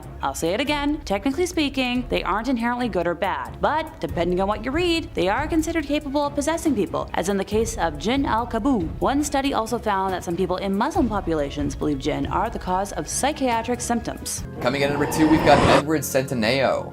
For a quick moment, we're going to return to the 3 a.m. YouTuber state of mind. Edward Centineo, along with his constant companion Nikki, run a channel called Arcade Craniacs, and most viewers have a tough time figuring out whether it's parody or not. All of the hallmarks of these so-called demonic YouTube videos are there, from FaceTiming fictional characters to running around in the dark after witnessing something creepy. To date, Centineo has supposedly summoned Sonic.exe, the imposter from Among Us, Chuck E. Cheese, Freddy Fazbear, Elmo, SpongeBob, and more. Now, most of these demonic apparitions are just people in suits, or so it seems, but the commitment to the gag, the over-the-top reactions to everything happening, the weird references to other YouTube drama going on woven in, and all of the incredible performances from all involved make these demonic summonings more entertaining than most. I think they're just having fun with it and poking fun at other YouTubers. Probably. And coming in at number 1, we've got Emperor Justinian. Now, this might shock you, but stick with me. A lot of people believe that politicians and other public figures are demons in human form. I know, controversial. But there are few examples as well researched and documented as the Eastern Roman Emperor Justinian. Procopius of Caesarea penned a tome called The Secret History that included plenty of scathing remarks concerning this emperor. The author truly believed that Justinian was a demon pretending to be a human. His wife, too. Of the many claims Procopius makes, there are a few that stick out. Apparently, Justinian's mother claimed that he was a demon too. Folks would often see his head disappear from his shoulders as he exited rooms, only to be right back in place when he was next seen. According to some, his face would melt into featureless flesh and he'd become unrecognizable. Now, that doesn't really seem like stuff a normal emperor would be accused of, right? Could it be that Justinian was a demon? Or maybe he summoned one for a chance at power and gave up his form to the entity in question? Coming in at number 5, we've got Aaron Layton. Authors tend to be a reclusive sort. So many tales exist detailing a storyteller's retreat to the wilderness to find peace so that they can pen their next great work. Someday, that'll be me and you'll never hear from me again. But until then, I'll just look at others and their foolhardy demon dealings. See, being alone in the woods tends to also inspire people to look deep within and find out what they truly desire. Without the distractions of modern life, other people, and a strong Wi-Fi connection, folks have to face down plenty of hard truths. If these truths are difficult enough, or if their dreams are big enough, they might be tempted to strike up a deal with the demon. I'm not sure if Aaron Layton had actually done this or not, but his children's book seems to imply that he's an expert in this field. He wrote a book called A Children's Book of Demons, and inside are a bunch of fun and funky illustrations detailing demons the world over. Accompanying these illustrations is plenty of prose, encouraging children to be creative while dealing with their problems. It's kind of an edgy concept for a kid's book, but nothing too insane. However, it got lots of attention upon being published, drawing the ire of exorcists, religious leaders, and uptight parents everywhere. The book encourages readers to imagine demons, draw sigils, and attempt to use these strategies to assist them in their daily life, like a kid's Bible storybook, but more in line with Satanism. Most would look on and get a good chuckle out of this, but the previously mentioned folks condemned the tome, claiming that it would imbue the children with evil energies and ruin their lives. This leads me to assume two things. 1. Aaron Layton knows enough about demons and Satanism to write a book that will offend people, and in his studies might have summoned one or two. Maybe they helped him write it. And 2, some of the parents who ended up buying this book for their kids actually witnessed some demonic activity. Nobody would be getting so up in arms about something totally harmless, so there must be at least a little bit of power here. I wonder what the kids use their demons for. Maybe acing a spelling bee or getting extra helpings for dessert. Number 4, Charlie. Staying on the topic of children summoning demons for a moment, let's discuss this viral smash hit of a demon summoning trend. Remember when this was all anyone was talking about? Oh boy. Part Bloody Mary, part Ouija, and part internet challenge, Charlie took the Western world by storm. It kind of inspired its own miniature satanic panic as concerned parents and news organizations rushed to understand the appeal of the game. In fact, I bet it would have all blown over much more quickly if folks just calmed down a little. But kids and teens across the nation were playing this game and supposedly successfully summoning a demon. Charlie, if you couldn't tell. The game works like this. Set up a little 2x2 grid and a piece of paper, writing yes and no in each of the squares. Once this is ready, balance 2 pencils perpendicularly atop each other so that one can sort of spin freely. Now you're ready to play. Chant Charlie and ask some questions. Apparently if the top pencil moves, that means Charlie is present. Is he good? Is he bad? Who knows? But a lot of folks took advantage of this interesting stationary-based phenomenon and claimed that they had managed to summon real demons. After asking some particularly salacious questions, they got answers they didn't like and began freaking out. Did this really hurt anyone? It's questionable, but like I said before, it inspired a whole lot of new coverage and panic amongst the morally upright who believed that the kid would encourage their kids to take their paranormal investigations a step further. It's been a while since someone went viral for playing Charlie, and I can't say that I've seen any major new updates concerning folks who supposedly summon demons. So maybe it was a temporary visit, one without lasting effects, but who knows? Somebody test it out for me, alright? Let me know if Charlie's still kicking and what he offers in exchange for a soul. Coming in at number 3, we've got Robert Johnson. A classic tale is that of the Faustian deal. Somebody wants something so bad that they're willing to give up their soul for it. Success in life, and then an eternity of servitude to a dark force in the afterlife. Worth it. Robert Johnson decided he wanted to be the ultimate blues guitarist and would give anything to make that happen. Some say that he sold his soul to the devil for the skills required. When he played, his talent was so impressive that much of his audience had no choice but to believe it was acquired through paranormal means. I'm sure that did a lot for his ego. Looking into this story, it's said that he met a devil at a crossroads and Satan tuned his guitar for him. Tenacious D who. The devil went on to teach Johnson how to master the blues, which was the prevalent guitar genre at the time, and from then on he was a genius on the fretboard. No one could keep up with him, and he impressed countless listeners.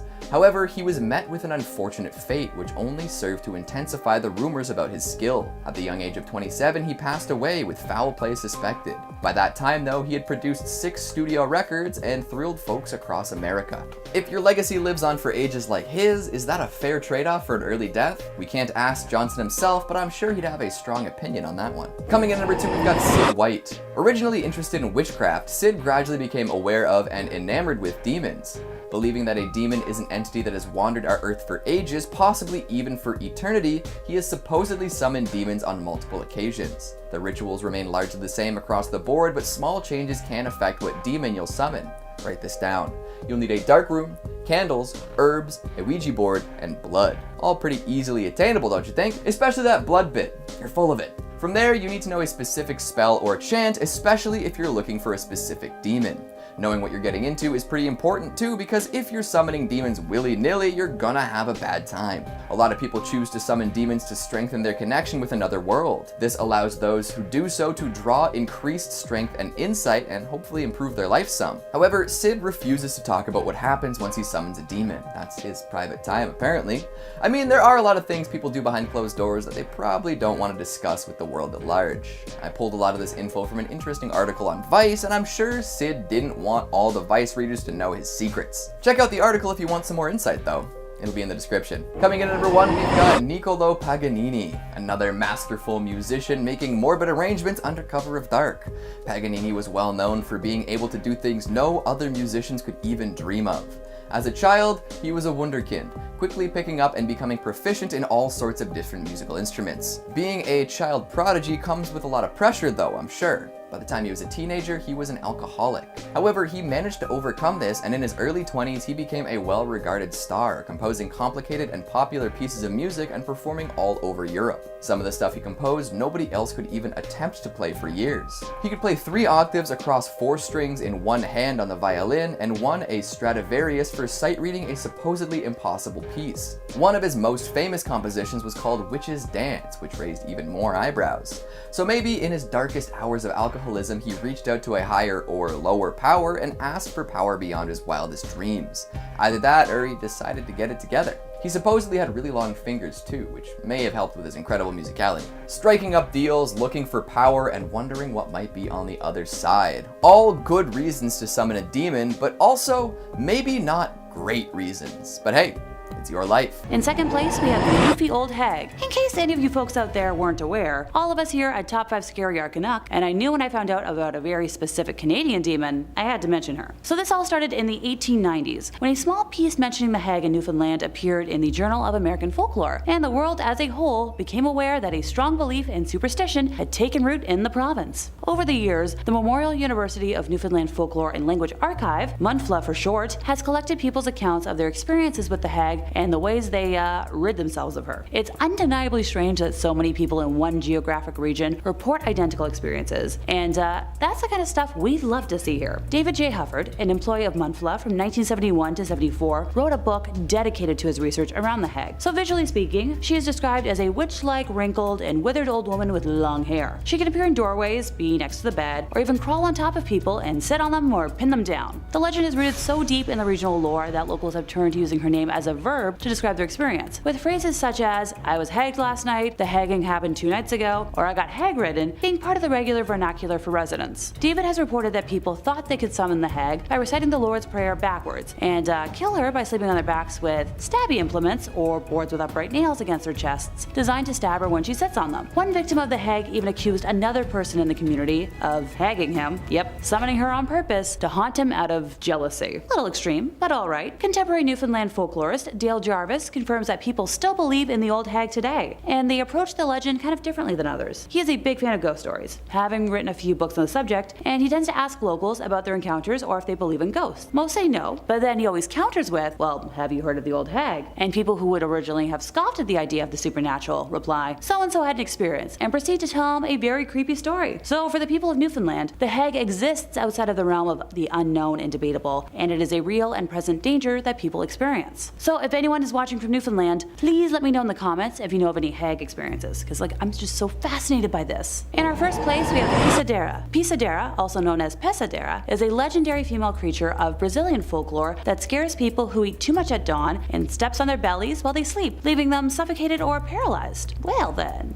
excuse me, I'm making a mental note to text a buddy of mine who is both nocturnal and a stomach sleeper, since I don't think he needs any demons in his life. Thankfully, I'm kind of a side sleeper, but I can't have my knees on top of each other or they'll be weird the next day. Feel free to let me know in the comments how you folks sleep out there, since it's kind of neat the differences from person to person. Anywho, the Pisadera is considered the personification of nightmares and associated with sleep paralysis disorder. Visually, she is described as a very thin woman with long and dirty nails on very long and dry fingers, tangled white hair, wide red eyes, short legs, a big hairy nose, greenish teeth, and a large chin turned upwards. I'm surprised that Disney hasn't taken that and made her a villain yet. As if she wasn't horrifying enough visually, she also has a high-pitched, constant laugh. If you are unlucky enough to meet her one day, you will notice that Pisadera always has her mouth and her evil eyes wide open. She spends most of her time on the roofs of houses, observing the movement inside. After supper, when someone sleeps with a full stomach, she then takes action, leaving her hiding place and stepping on their chest. Those affected remain in a state of paralysis, but are still able to follow everything consciously, which brings them great despair, because there's nothing they can do to get out of that situation. And that brings us to the end of our time and closer to my bedtime. Zephyr, the 16th spirit of Ars Goetia, shifted from his angelic roots to one of the distinguished dukes of hell. He embodies the visage of an indistinct soldier garbed in red armor and attire. His infernal responsibilities revolve around love, lust, and sodomy, harboring no affection for mankind. Predominantly, he is invoked by male disciples to induce women to love them. The price of this induced love is infertility. The women affected will not bear the man's children and may even become barren. Zephyr is also known for his love of beauty and luxury. He can often be found indulging in lavish feasts and parties, enjoying the finer things in life. This demon sounds a little bougie. However, Zephyr's true power lies in his ability to manipulate emotions. Not only does he have the power to make women fall in love with men, but he can also incite feelings of jealousy, hatred, and anger in those around him. This power makes Zephyr a dangerous adversary, as he can turn friends against each other or cause chaos and destruction with just a flick of his wrist. He is also known for being quite cunning and manipulative, often using his charm to get what he wants. But despite his sinister reputation, Zephyr is not all bad, apparently. He is said to be fiercely loyal to those he considers friends and will do anything to protect them. He also has a deep love for music and is known for his beautiful singing voice. Perhaps the most intriguing aspect of Zephyr is his seemingly contradictory nature. On one hand, he is a powerful demon with the ability to manipulate emotions and cause chaos. On the other hand, he has a love for beauty and music, showing that even the most evil beings can have a softer side. Zephyr is a complex and multifaceted demon with a range of abilities and characteristics. He may be feared by many, but there's no doubt that he is a fascinating figure in the world of demonology. Zephyr's personality initially appears self-absorbed, showing discontent when events do not favor him. Nevertheless, he acknowledges this flaw and offers apologies for his early behaviors. He's recognized as a confidant of the demoness Lilith. Zephyr is particularly fond of beguiling women, and per their request, he can transform his form to that of their desired man. Through Zephyr, one can achieve the companionship of another female or conjure a succubus's shadow form via dream sorcery. Some sources suggest that Zephyr attempts to seduce men, while others indicate that he provokes love between men and women. Utilizing dream sorcery, Zephyr aims to seduce a woman deemed suitable to be his wife. Zephyr also has a talent for magic, specializing in illusion. He is knowledgeable in alchemy, works as a military scientist, spy, troubadour, merchant, and an assassin.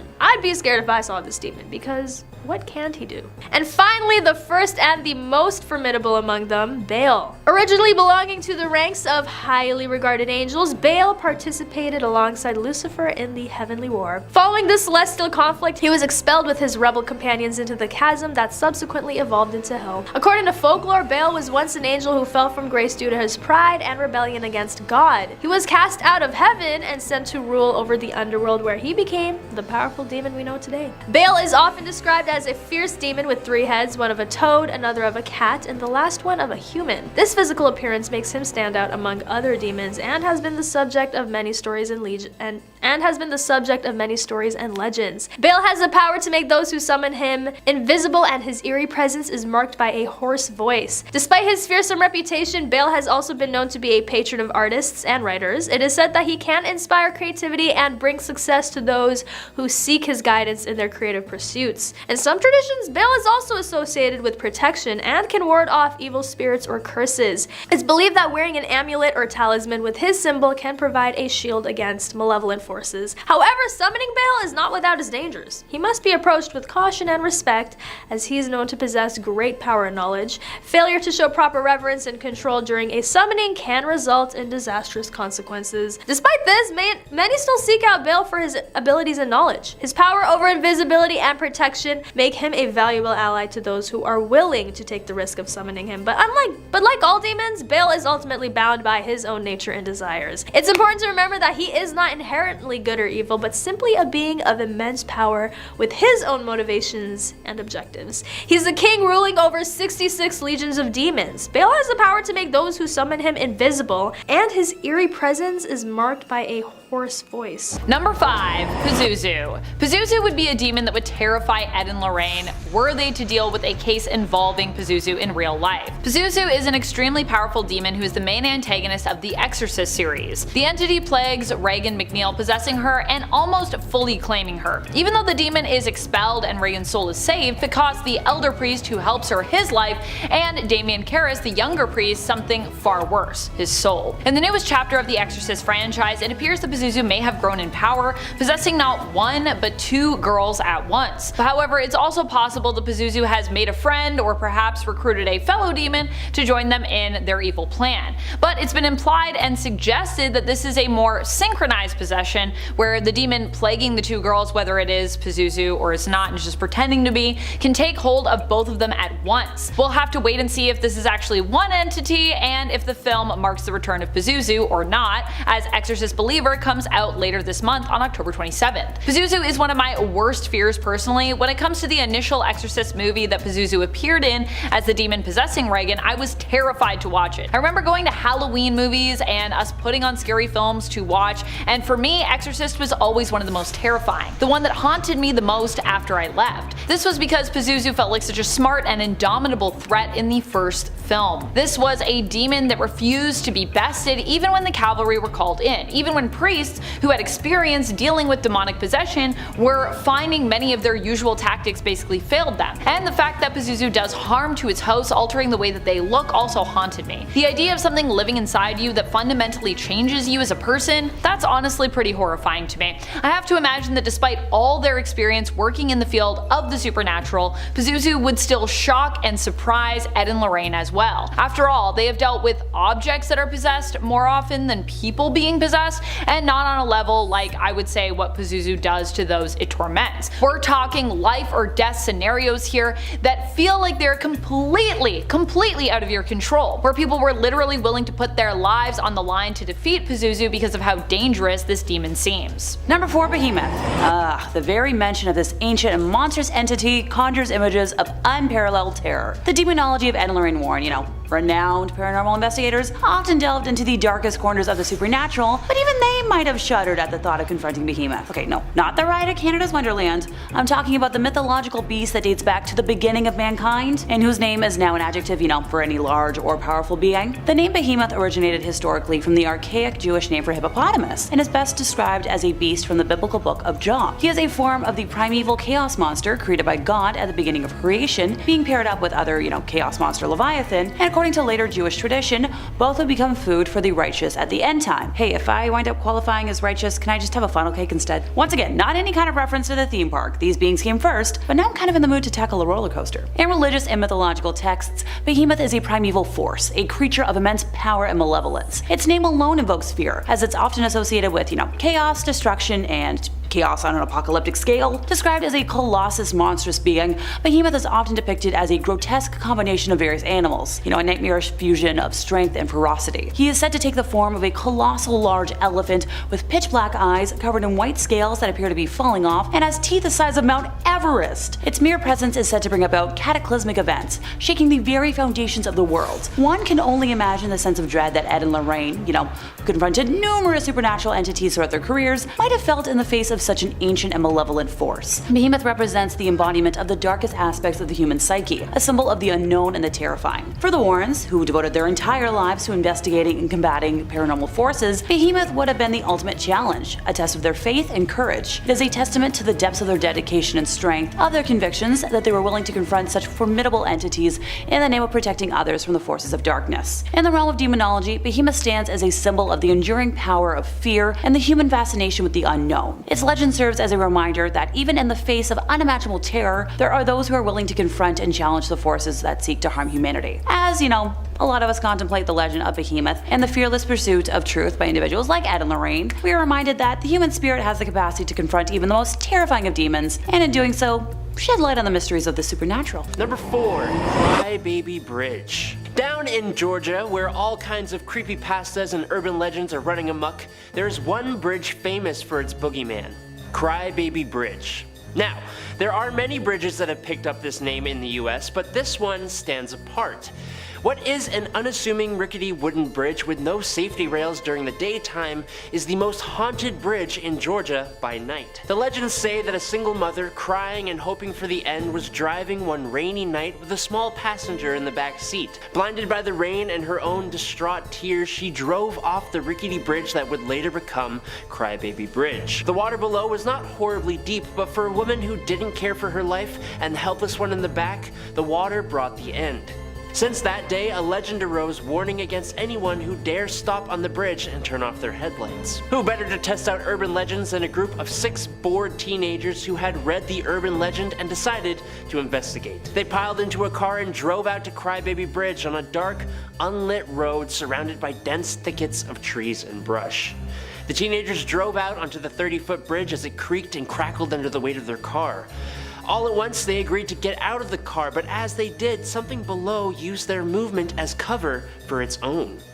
The group grew quiet, trying to bring on whatever was supposed to happen, but as they grew quiet, so did the nightlife around. No crickets, no birds, no frogs.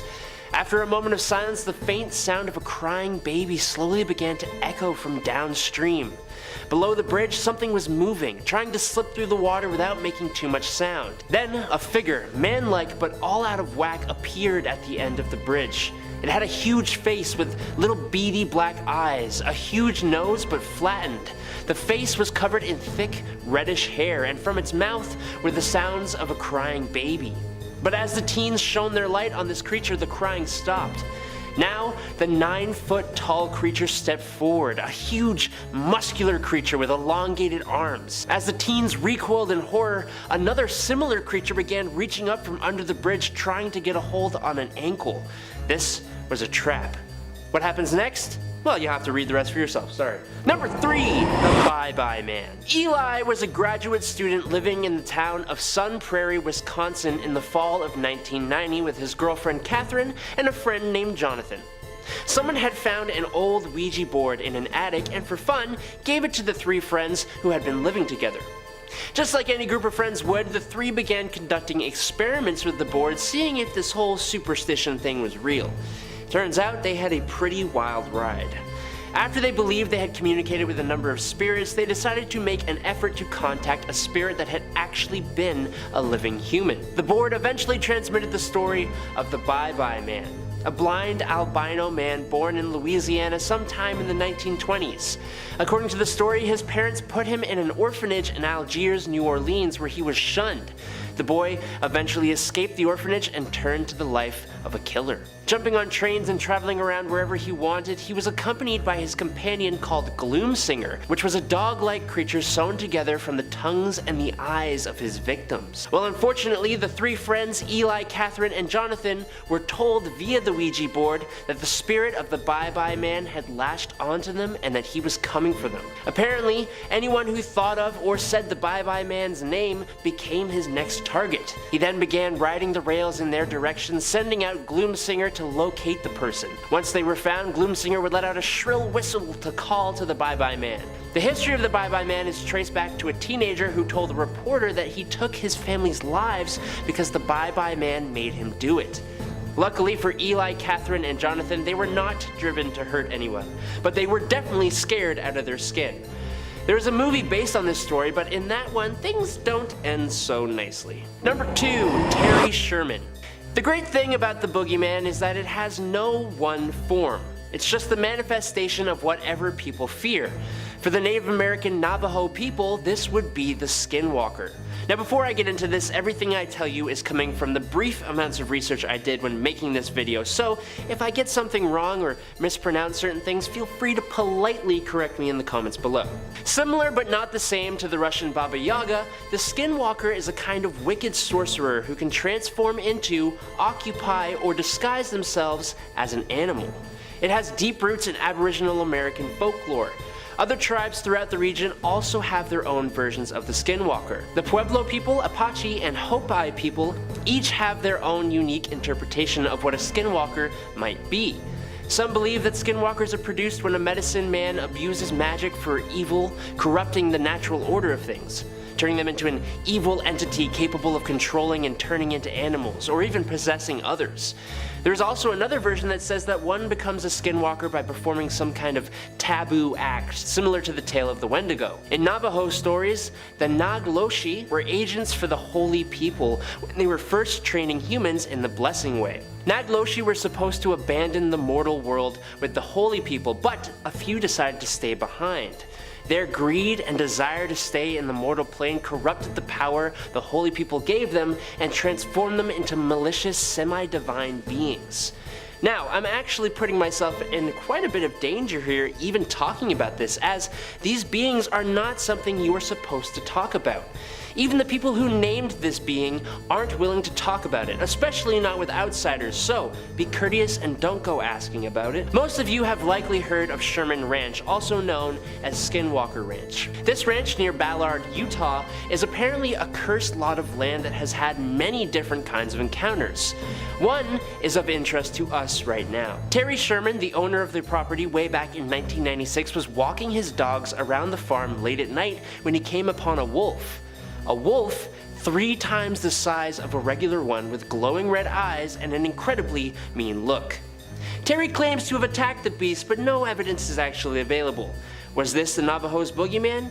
Who knows? Number 1, Cropsey. Okay, this one is going to get a bit more real. In Staten Island, USA, a tale of a boogeyman-like creature named Cropsey was famous among many kids who lived in the area. Cropsey was said to be an axe-wielding man who escaped from a mental institution and would lurk around in the dark tunnels below the old abandoned Willowbrook State School, a facility for children with intellectual disabilities that was shuttered after allegations of horrific mistreatment were exposed. The story says Cropsey comes out at night to snatch young people and bring them back into the abandoned Willowbrook. But the horror tale was actually a horrifying reality. Cropsey was in actuality Andre Rand, a suspected killer who was convicted for the passing of 2 young individuals in the 1970s. In keeping with the tale, Rand worked as a janitor at Willowbrook in the mid-1960s.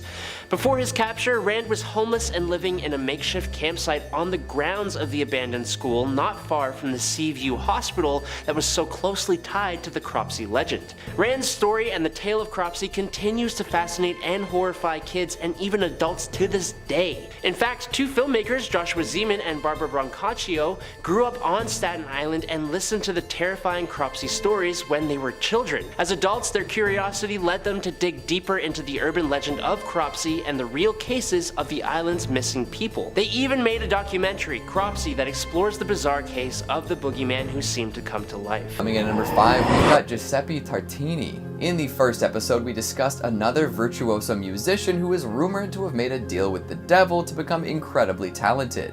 The speculation was just that, all rumors. But in the case of composer, violinist, and music theorist Giuseppe Tartini, his dealings with demons seem to be a little more explicit.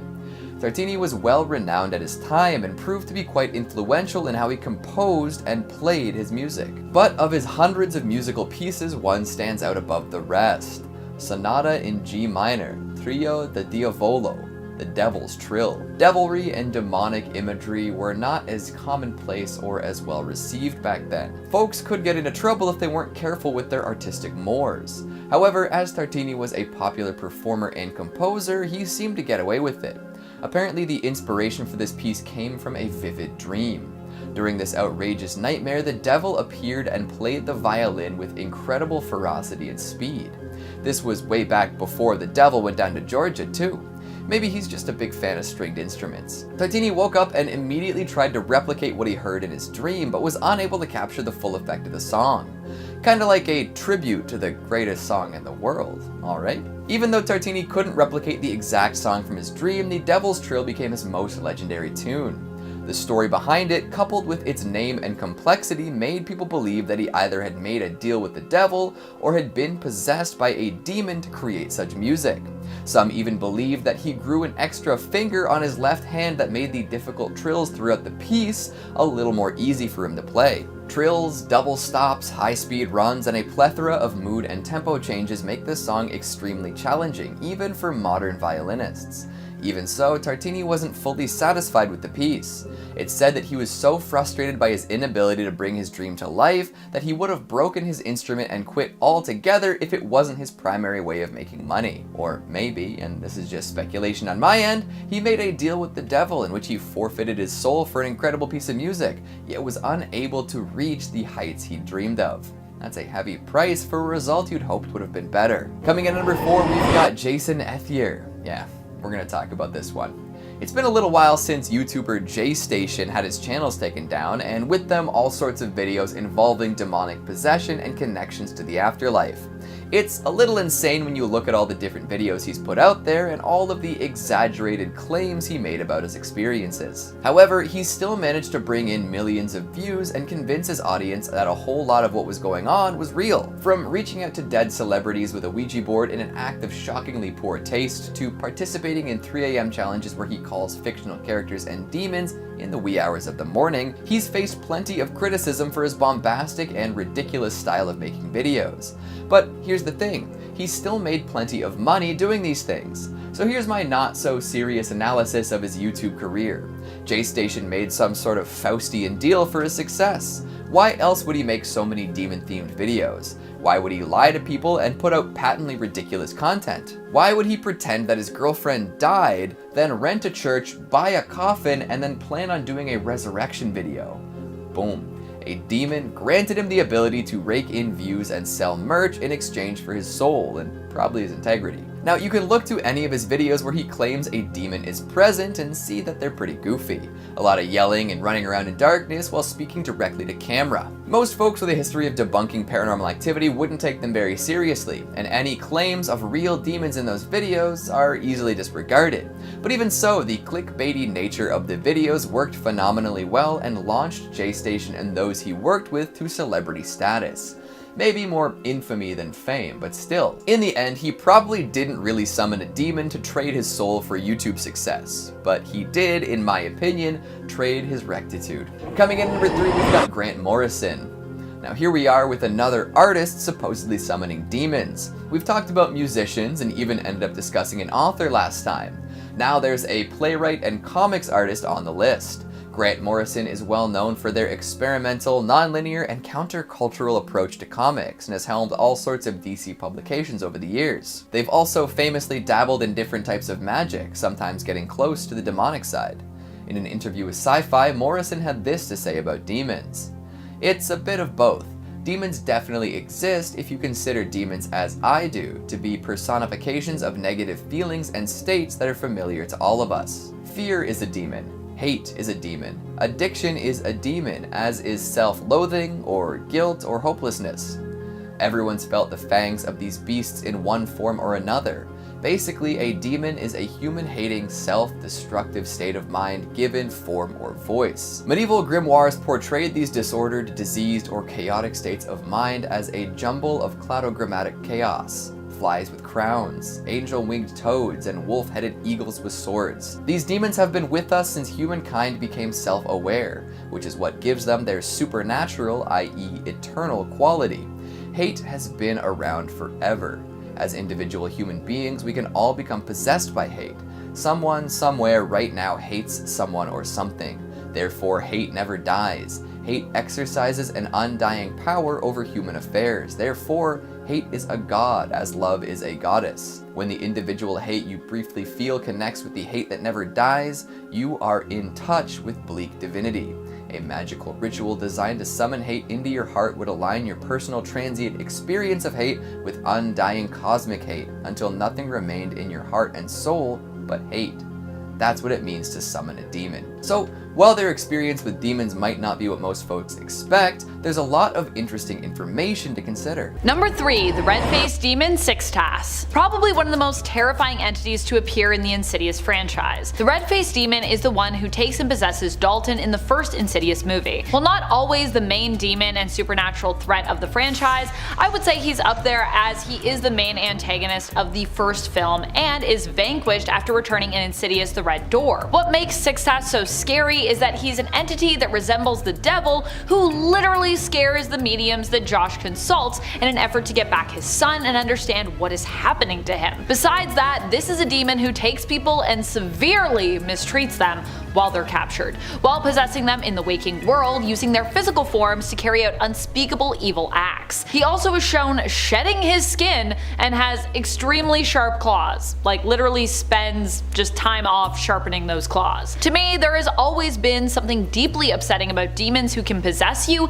and make you do horrible things in the waking world. The feeling of losing control to the point where you're forced to do things you know you would disagree with, all while not even being aware of really what you're doing because you're locked away in some like hellish realm being tormented while not even getting to know what Sixtas is using your body to do. All of that's pretty horrifying, I'd say. I have never been a fan of possession when it comes to horror movies. I don't like possession in real life, but in movies I'm like, that's terrifying. I don't really understand why Sixtas comes and takes people so that they can move into the real world through them, but like many demons out there, it probably has to do with the fact that they want to feel greater than they are. They enjoy causing harm to others and feeling like they exist on the physical plane. It gives them a sense of control. I feel like many demons, like people, just want to be seen, and so they kind of lash out. But then again, demons like Sixtas are also frightening because, unlike people, they can't really be like reasoned with. Ed and Lorraine could even end up taken by Sixtas themselves if they attempted to come after the demon for the harm they had caused the Lamberts. In Insidious, it seems like no one really wants to have to deal with this demon, even those that are tasked with the job of doing so as experts, which I get. I don't think I'd even be able to accept or consider a job like that. It's honestly so frightening. Number 2, Beleth, a king of Down Under. No, not Australia, you comedians. Hell. Out of today's entire list, he probably commands the most demons out of anybody. Ready for this? 85 leagues. Personally, I wouldn't be able to handle that kind of responsibility. I'm barely able to command my own life as it is. He tends to go by a couple of different names though, such as Beleth, Beleth, and Beleth. Very fond of alliteration, I see. When summoned, he originally appears as a terrifying dark knight on a horse. He is accompanied by a cacophony of music, and presents himself as scary as possible to test the conjurer. If the summoner is not deemed courageous, yeah, you're in for a lot of problems. Also, and once again, do not summon demons, but if he decides you are strong enough, he'll be kind to you. But only if the conjurer is holding a hazel wand and draws the summoning triangle to the south, to the east, and upwards. He's also pretty judgy, so if you look like a slob, all bets are off. While summoning him, one must wear a silver ring on the middle finger of the left hand to protect themselves from his fire-breathing abilities. Speaking of that fiery stuff, his overall abilities include the capability to throw fireballs and hellish explosions from his hands and mouth that can incinerate angels and can create large crimson fire dragon heads, which on impact can incinerate or explode any opponent. Oh, the pyromaniacs out there want more. Who am I to deny? So Beleth has tried his dang best to emulate holy fire and couldn't recreate it perfectly, but has instead created a light yellow fire that manifests itself from the tendrils in the hands and forearms that pierce and burn any target, but keep a soul trapped in black crystals made with the ash that he can keep as a souvenir. Oh, and he can release needles from his hands with the same effects. By the way, any results from this power are irreversible unless you want to turn into Mr. or Mrs. Big Pile of Dust. I'd recommend avoiding that. He can also fire laser-like fire beams from his hands that are even more powerful than hellfire, that can and will incinerate anything in its path. Definitely a Leo. Too much fire not to be. Oh, almost forgot. He is able to create weapons such as swords, daggers, spears, needles, and blades in his hands. All that fire and the ability to create weapons? No thanks. I can't imagine Ed and Lorraine wanting to go anywhere near someone that can impale you with needles from your hands. And so much fire. Number 1, the Black Demon. This is the demon featured in the movie of the same name. In this story, the Black Demon is an agent of Tlaloc, an ancient Aztec and Mayan god that some other religions have classified as a demon as well. The Black Demon in the movie comes in the form of a giant shark, similar to a megalodon in appearance and size. One of the explanations that is posed in the film as to why this creature is here and what it's doing suggests that the Black Demon was actually sent by Tlaloc to attack as a result of negligence when it came to an oil rig out on the ocean whose company had basically done nothing to investigate or mitigate oil spills. If I were Tlaloc, I would probably be pissed too and send out the Black Demon to take revenge on humanity for all their greed and all the harm they've done to both the sea and the land. Needless to say, were Ed and Lorraine adrift on a dinghy out in the ocean and confronted by the Black Demon, I feel like it would be a pretty terrifying experience for them, despite their demonology experience. I mean, demons that can't be seen, but whose presence can be felt, who exist on another plane of existence, that's one thing. A demon who is literally a giant megalodon that exists in the real physical world is entirely another. We aren't just talking about being chased by ghosts here, we're talking about being hunted by a believed, mythical, but it apparently turns out real beast that exists beneath the ocean's surface. I think the other thing that has always frightened me about sharks is that they're straight up predators who exist in a world that we aren't really meant to occupy. The ocean is a deep and dark and mysterious place, and as much as I love swimming in the ocean and being in water in general, when we're in there we're completely out of our element. Unless I guess you have equipment, and even if you do sometimes, you aren't really prepared to be underwater for long periods. You can't move as easily, you can't see as easily where you're going, it's just frightening. And I feel like that is what gets me. You are fighting something that is in its element while you're out of yours. Add in the fact now this isn't just any old shark, but basically a megalodon who also has ties to the spiritual world with its connection to Tlaloc, and yeah, that is honestly some scary stuff.